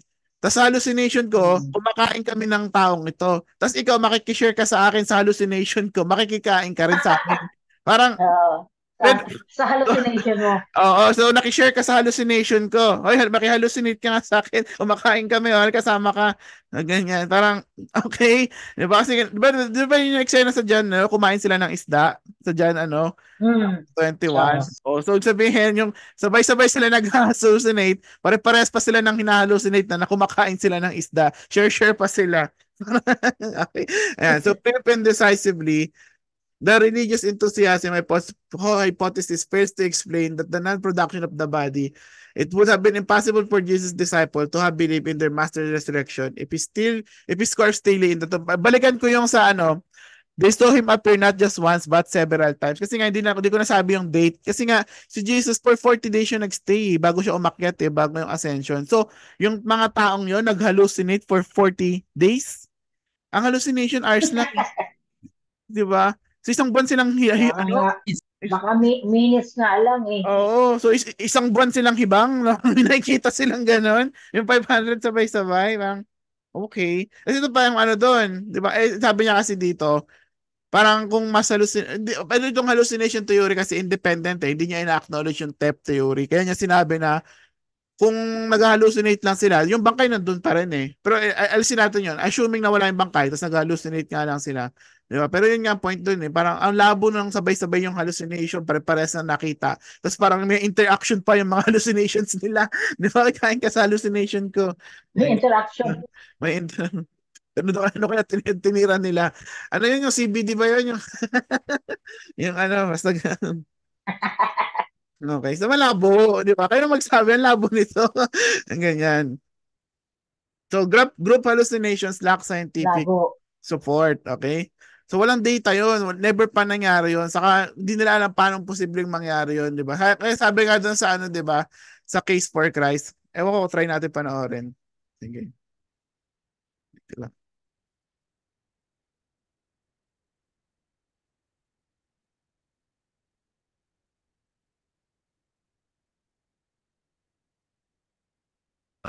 With all due respect, Dr. Waters, I did not have a loving father, but that doesn't mean that I have a problem with those who do. What I have a problem with is some made-up loving father. If God was real, I could accept that he loves me. I just Wait lang don't kasi believe he is. ang daming nasa screen, hindi ko magalaw yun. I don't disagree. Wait lang. Well, thank you for your time. You've been most gracious. But before you go, as much as I would like to help a fellow skeptic, what you're proposing is completely impossible. But how can you say that? I mean, if Charles Manson can turn his followers into murderous zombies, surely the followers of the Christ cult could be convinced of their own delusions. Listen, hallucinations are like dreams. They happen in individual minds. They don't spread like the common cold. Okay, so a hypnotist turns a stage full of insurance salesmen into clucking chickens, then that's not really happening, or? No, of course it is. The power of suggestion can be very profound, but it's one thing to be mesmerized into making animal noises. It's quite another for 500 people to have the same dream. To be honest, that would be an even bigger miracle than the resurrection itself. And without an empty tomb. Di ba? So, malinaw? Ayan. So, panoorin nyo na lang yun. Okay. Napakalabo nga naman na yung 500 na yun ay parehas ng hallucination. Sabay-sabay. Pare-pareho. Paras ng panaginip, parang Oo. Inception. And alam yung movie, yung movie na Inception. Inception. Shared pareho dream. silang na-trap sa Matrix. Ganun Oo. ba yung idea? Ayan, malabo. Napakalabo. Okay. Ayan, so, hallucinations and the disciples. So, ito, maganda to. So, haba kasi nung hindi ko mailagay sa PowerPoint. Sa book, kung binabasa nyo pa, which is I hope you do, nasa page 291 to 292 yun. 291. Oo.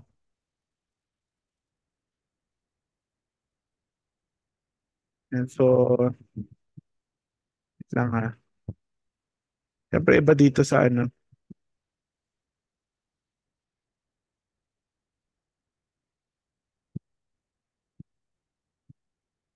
Okay, ito.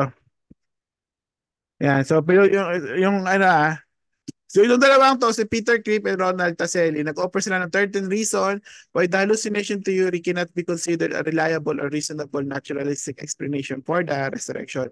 Una muna, there were too many witnesses. Hallucinations are private, individual, and subjective. Christ appeared to Mary Magdalene, to the disciple minus Thomas, to the disciples including Thomas, and to the two disciples at Emmaus, yan, ganyan. So even three different witnesses are enough for a kind of psychological trigonometry.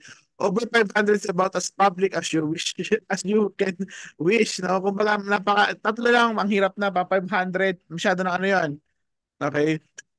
Tapos sabi pa ni Paul, di ba sabi niya sa 1 Corinthians, most of the 500 are still alive, inviting any reader to check the truth of the story by questioning the eyewitnesses. Yun nga yun, yun yung importante kaya pinangalanan. Pwede nyo i-check for yourselves, no? Yun yung point doon ni Paul, kaya niya ni-name drop. So sabi niya, yung 500 na yun, karamihan doon buhay pa. Parang nyo sila, di ba?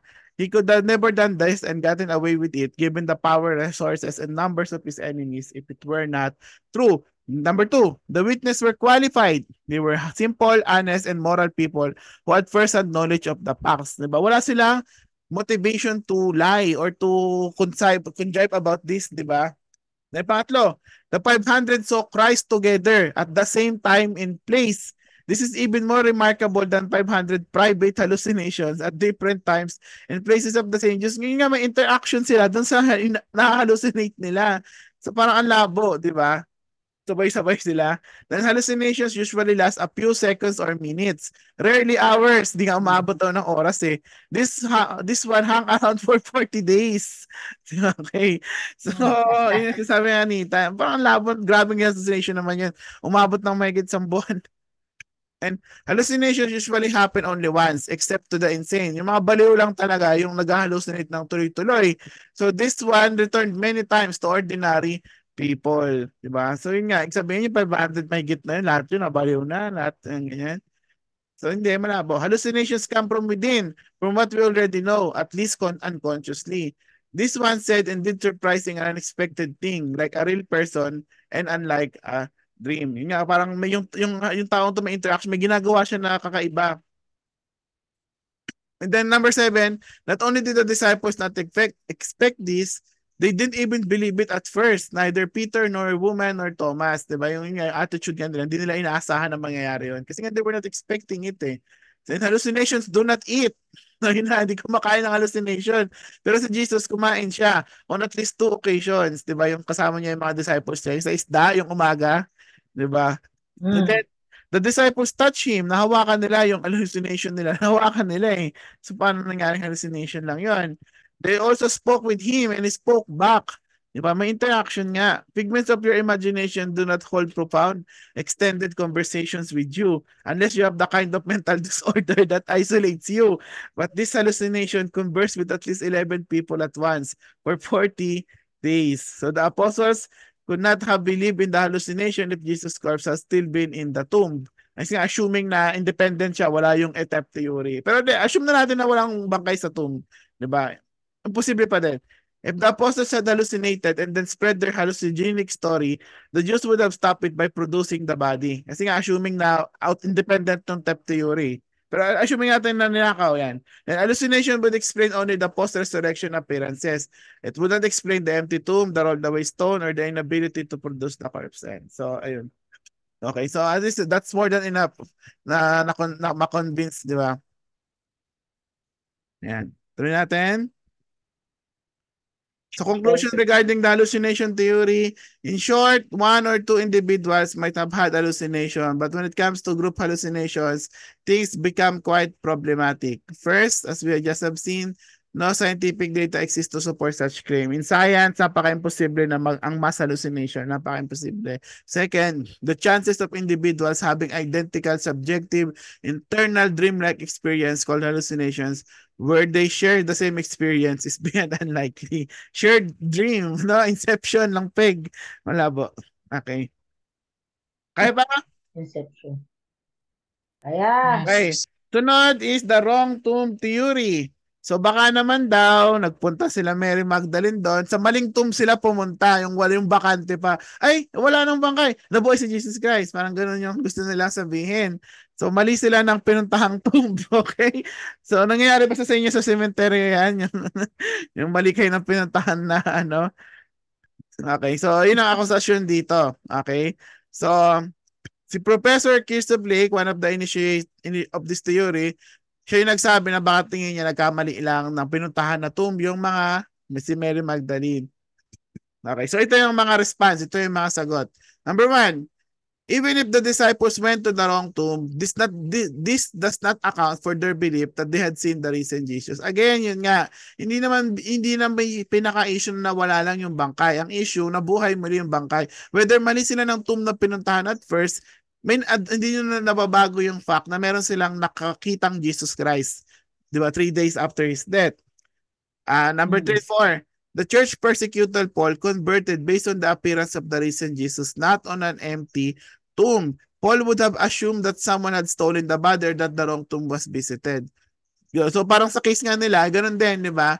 Si Paul, siya yung enemy ng Christianity. So pwede niyang puntahan yung tomb eh. Kung sino yung nakita ko, di ba? Nakita niya si Jesus Christ, pwede niya check yung tomb. Pero nga, nawala naman talaga ng laman. So, madali madali maispatan yung tamang tomb dito. So no sources support the wrong tomb theory.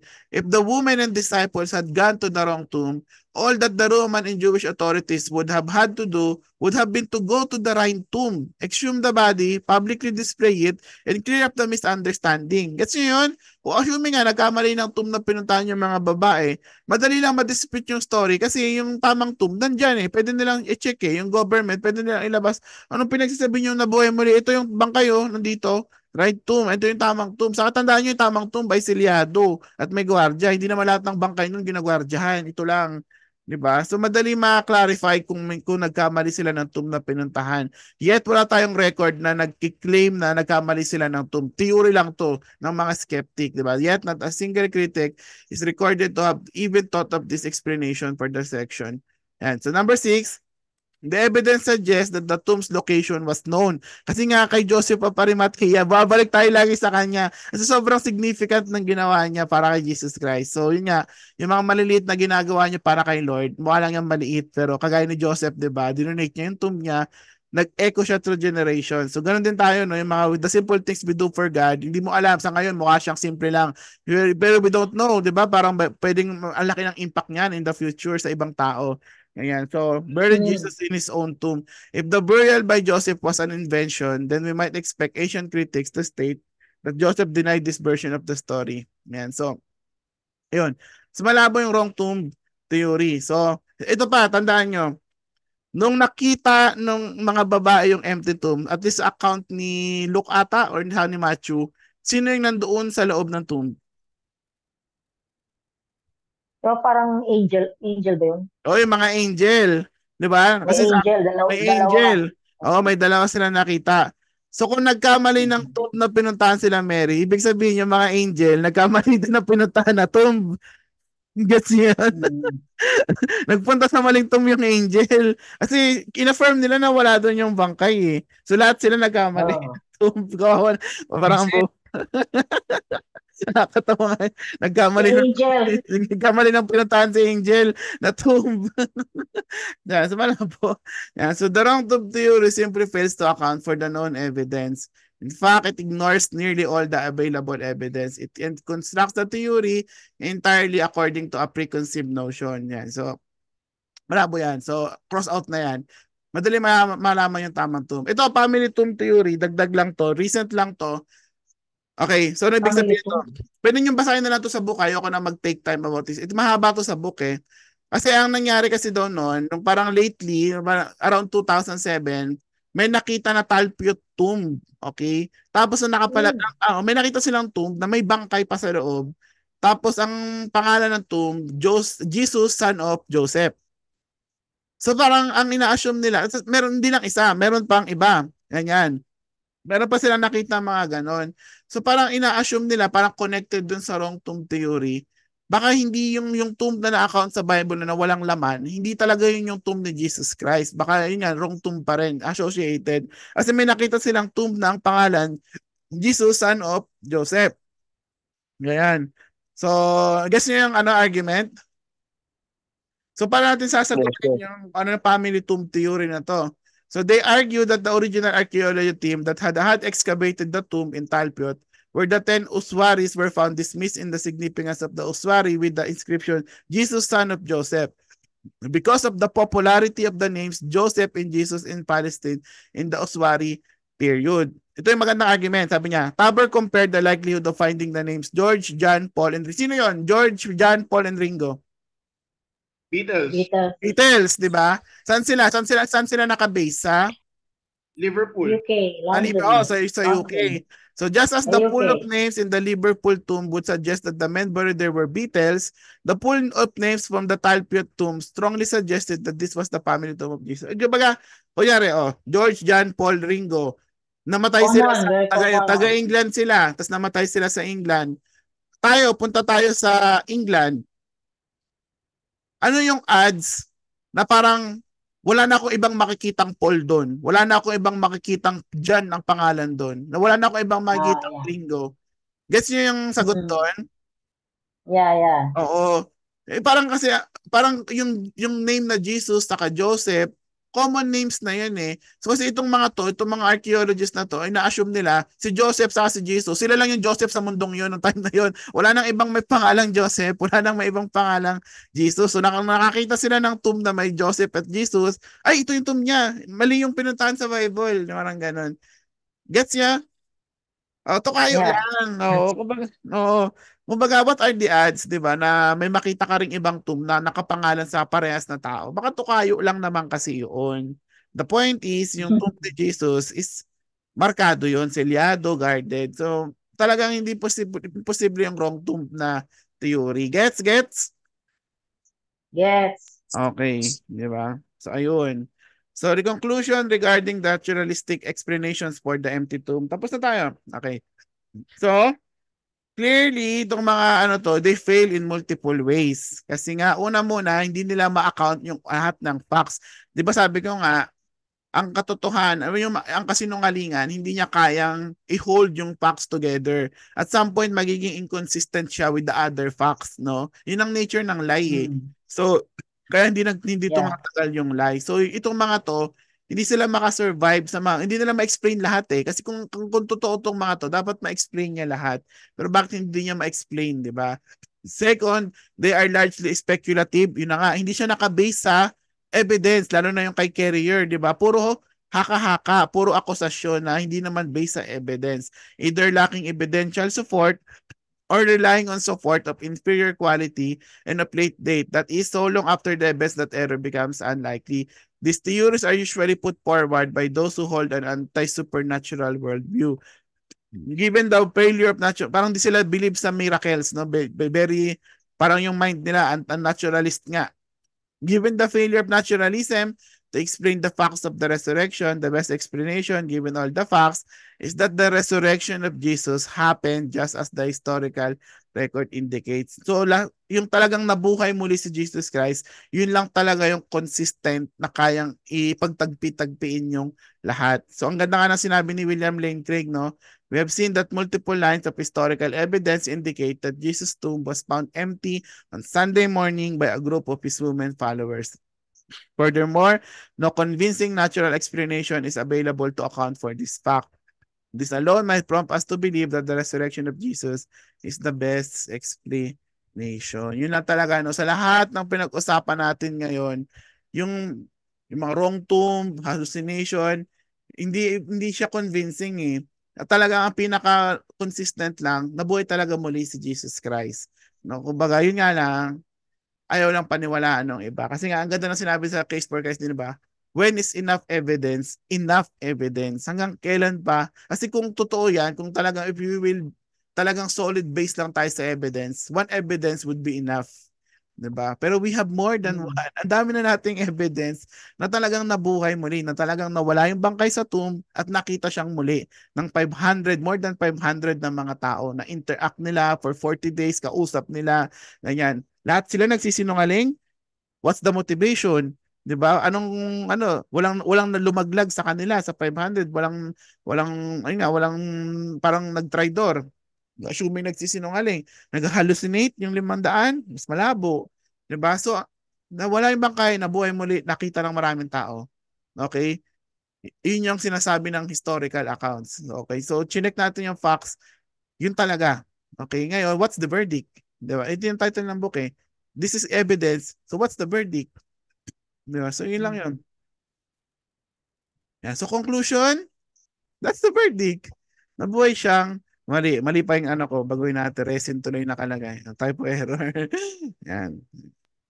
Masabi ko lang sa mga skeptic na to, ang dami-dami nilang reason para maniwala. Ayaw lang kasi nila aminin na hindi lang talaga natanggap na may Diyos. Yun lang yun. Yeah. So ano nga this is a heart problem na. Pero sa case natin, I hope na up these 3 sessions, talagang napatibay nun yung, alam ko every Resurrection Sunday dinidiscuss yung mga evidence na to. Pero I hope dito sa klase na to, no, mas naging kayo, yung mas napalalim palalo yung evidence na talagang nabuhay siyang muli. That's the only conclusion. No? Nabuhay talaga siyang muli. He is risen indeed. Jesus is alive. So, we believe that the resurrection is true and the accounts of it have provided adequate evidence to certify it as a real event. The importance of the resurrection to the faith of the believer and the life of the church cannot be overstated. Paul is clear. To lose the resurrection is to lose Christianity. Kasi doon nakabase eh. Doon naka-anchor yung hope natin eh. We believe in Christ, no? Kumbaga, kayong lahat, alam ko naman sinurrender niyo yung life niyo kay Christ eh. Bakit niyo siya tinanggap? Alam ko kasi 'di ba, hindi lang para makapunta sa heaven eh. We accepted Jesus our Lord because of the promise of eternal life, no? Na mapapatawad tayo ng Panginoon sa mga kasalanan natin, no? Kasi wala tayong way para bayaran, no? Para ma-earn yung forgiveness ni God. Yung mapapatawad niya tayo. Pero dahil may isang tao na nagbayad ng kasalanan natin sa krus, na namatay siya at muli siyang nabuhay, pinapatunayan na napatawad na tayo ng Panginoon at ang pangako niya sa ating lahat ng mananampalataya kay Jesus, mangyayari din yun. Yung nangyari kay Jesus, mangyayari din sa atin yun. Na namatay tayong lahat, mabubuhay tayong muli with the same body, yet glorified, and we will live forever. Hindi na tayo mamamatay, hindi tayo magsasuffer, hindi na tayo magkakasakit, di ba? And we will enjoy God's company forever. That's the promise na pinangahawakan natin, di ba? So, doon nakabase ang Christianity. So as the resurrection goes, so goes Christianity.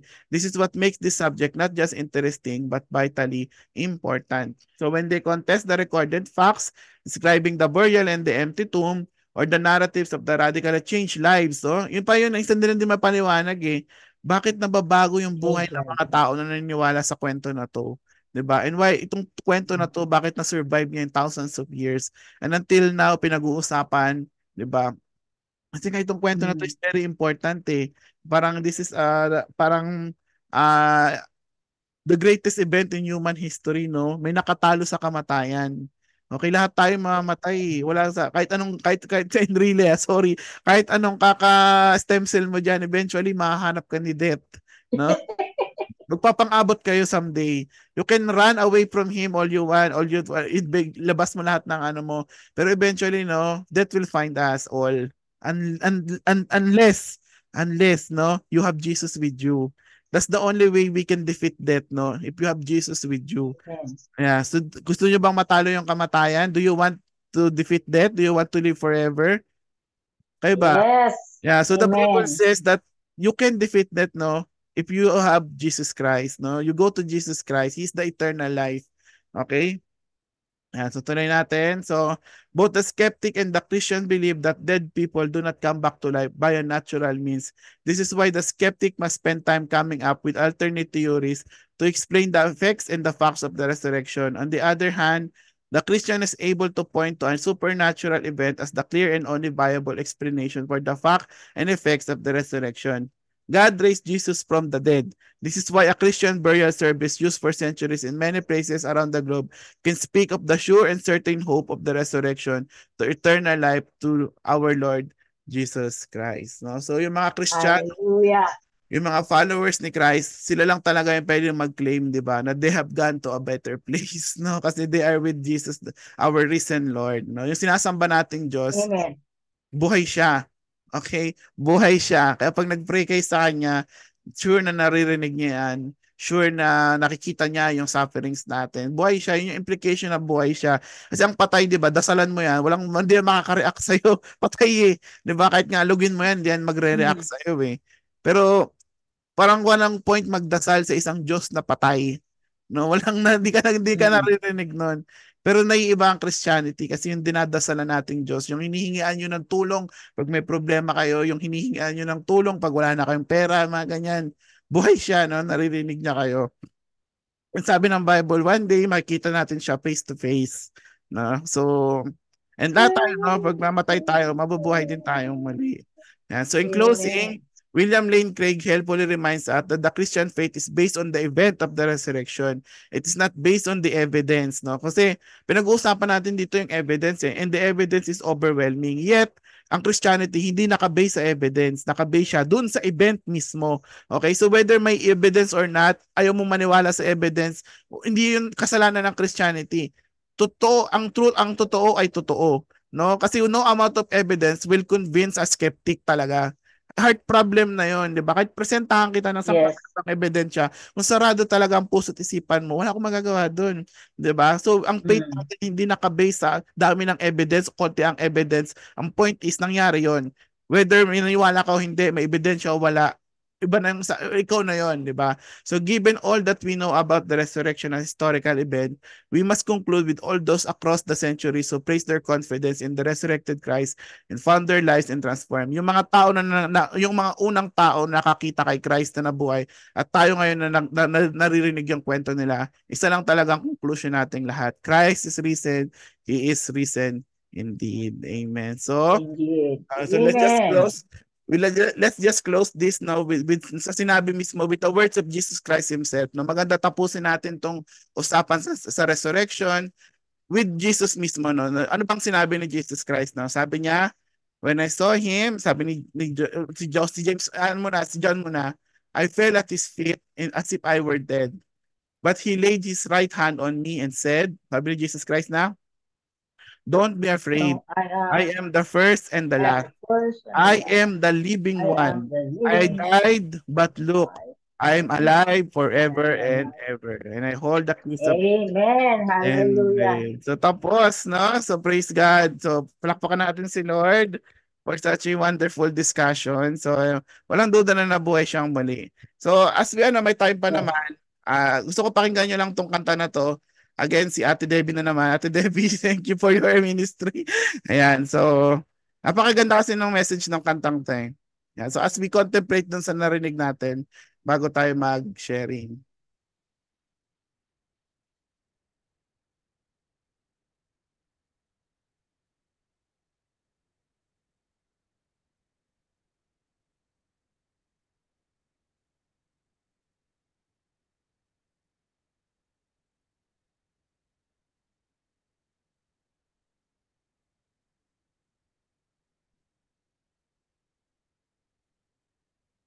Back and use it mightily for your kingdom.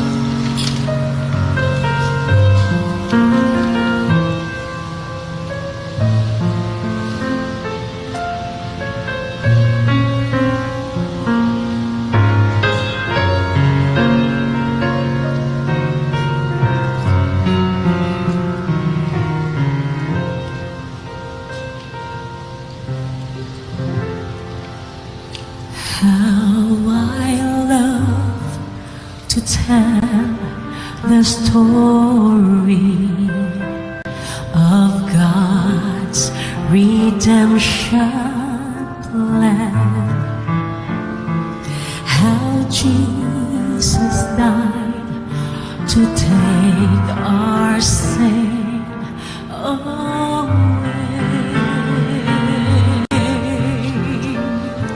But my finest words cannot express what one old rugged tree said best. For nailed to it was all God had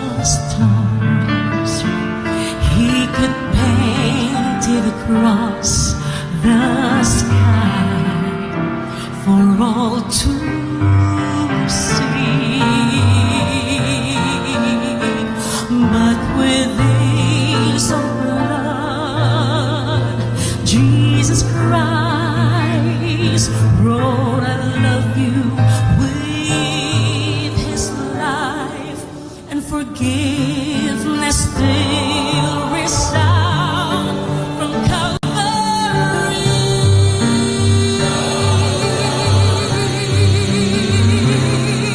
The cross said it all. The cross said it all. Without a word, God's heart was hurt, for the cross said it all. To prove His love like nothing else could, God used 3 nails and 2 pieces of wood, and the cross said it all.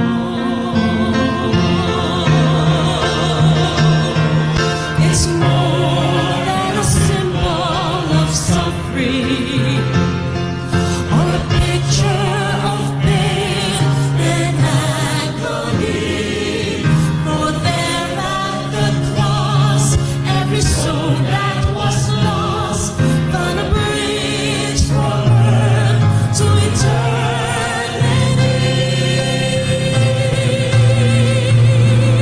The cross said it all. The cross said it all. Without a word, God's heart was hurt, for the cross said it all.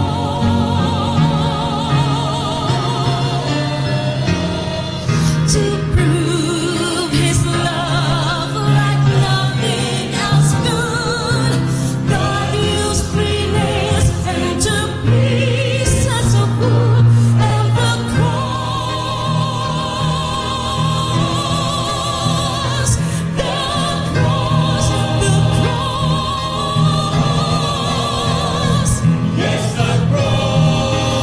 Yes, the cross. Said it all. Said it all.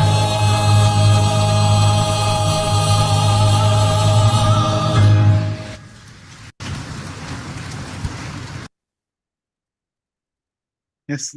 Amen. The cross said it all, indeed. So, any takeaway sa tatlong session na to na pinag-aralan natin to?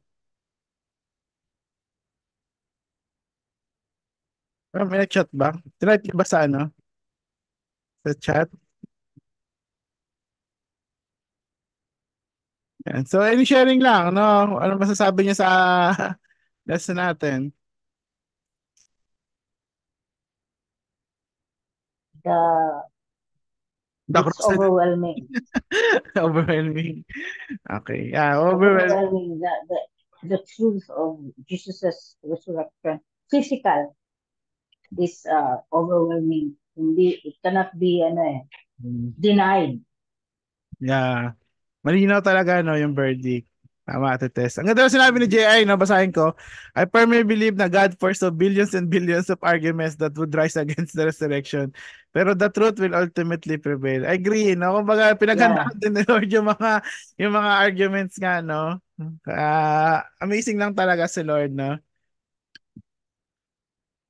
Yeah. So kaya nga no, it will go back sa pinag-usapan natin, 'di ba? Na yung Christianity is a faith based on facts, no? Yung baga hindi tayo naniniwala dahil parang haka-haka, parang ano lang, yung parang pamahiin lang. 'Di ba naalala niyo 'yon, yung Kaya emotions lang. Oo, hindi tayo naniniwala sa mga 'to dahil sinabi lang sa atin o namana natin sa mga magulang natin. Hindi. Naka-base, naniniwala tayo kasi what we read in the Bible is true, no? It's based on real world events talaga, historical talaga, complete with all evidence, ganyan. Kaya itong mga nangyari to, we believe for ourselves, di ba? Na talagang totoo si Jesus Christ, na buhay siyang muli. Praise God, no? Amen. Diba? Praise God. Yan. So, lagpas na ng 9. Yan. Pero I hope na bless nga kayo, no, sa pinag-usapan natin. And again, I thank you for your faithfulness, no, sa patuloy na pag-attend sa lecture na to natin. So, konti na lang, no, we're almost there. Magtapos na naman tayo. Siguro hopefully by July. Hopefully. Ayan. So, and then, kasi ayaw natin magsabay to sa hermeneutics class eh. Ayan. So, mahirap sa inyo, mahirap din sa akin na dala-dalawa na ano. So, pero anyways, kakayanin natin yan. Kasi may systematic theology pa come September. And so, and so, yeah, para kay Lord na kakayanin natin. Yung tinuro mo last time, Jeff, yung systematic theology. Yun. Tutuloy. Pero no need to attend na sa mga umattend last year unless gusto niyo ng refresher.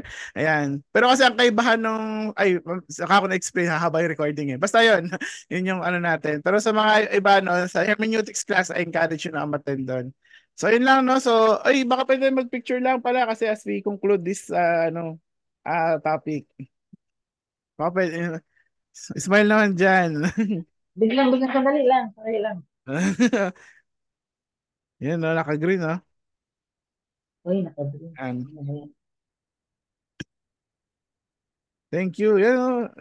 Pogi, oh. Pogi pala ni Jojo eh. Hindi ko pa nakita to sa personal eh. Target ko makita kay lahat sa personal eh. Si Jeff, pinuntahan ko pa sa Baguio ha, para lang ma-meet yung student na yan. Sige, smile yung iba. Ayaw ata eh. Okay, go. Smile ha. 1, 2, 3, smile. Yan. Umabot si Ate Emil. Ate Emil, baka may gusto ko sabihin po. Wala po. Pareho din po nung sinabi ni Atitos na nakaka-amaze po yung resurrection ni Jesus. And sayang hindi ako nakasama ng mga simula. Okay lang po, pero nga may recording naman. So pwede niyo po balikan. Send ko naman po yung link sa GC. So Lori, add mo na lang siya. Sige po. Si Lori na wala na? Okay. So anyways. Lumabas lang po. Okay, so thank you again and let's pray na and let's close in prayer. So, once again, Jeff, thank you. Okay, all glory to God po. So, Lord, thank you so much again for tonight, Lord.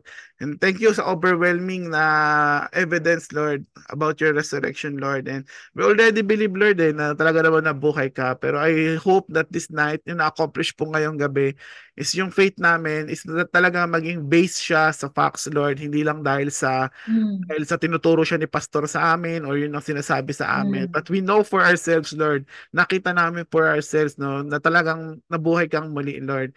And we praise you, Lord, for defeating death, Lord. We thank you, Lord, for giving us hope beyond death, Lord, na we look forward to, na alam namin, Lord, na kahit anong mangyari sa amin, anytime na magkita kami ni death, Lord, that would not be the end of us, Lord, but we have you, Lord, in our hearts, and we know that we will live forever because of you, Lord.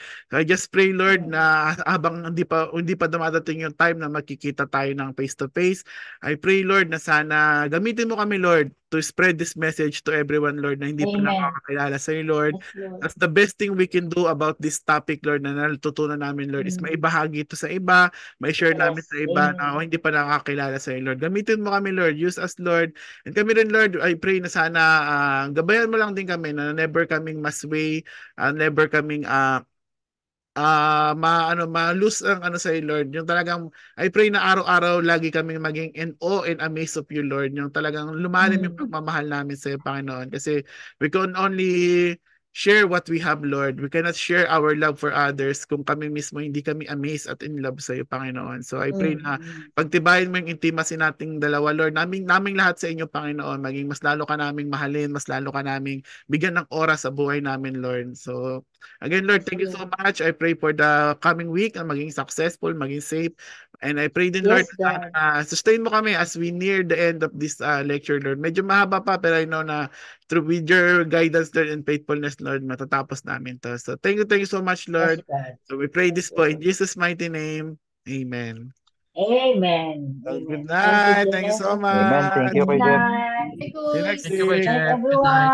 Thank you po.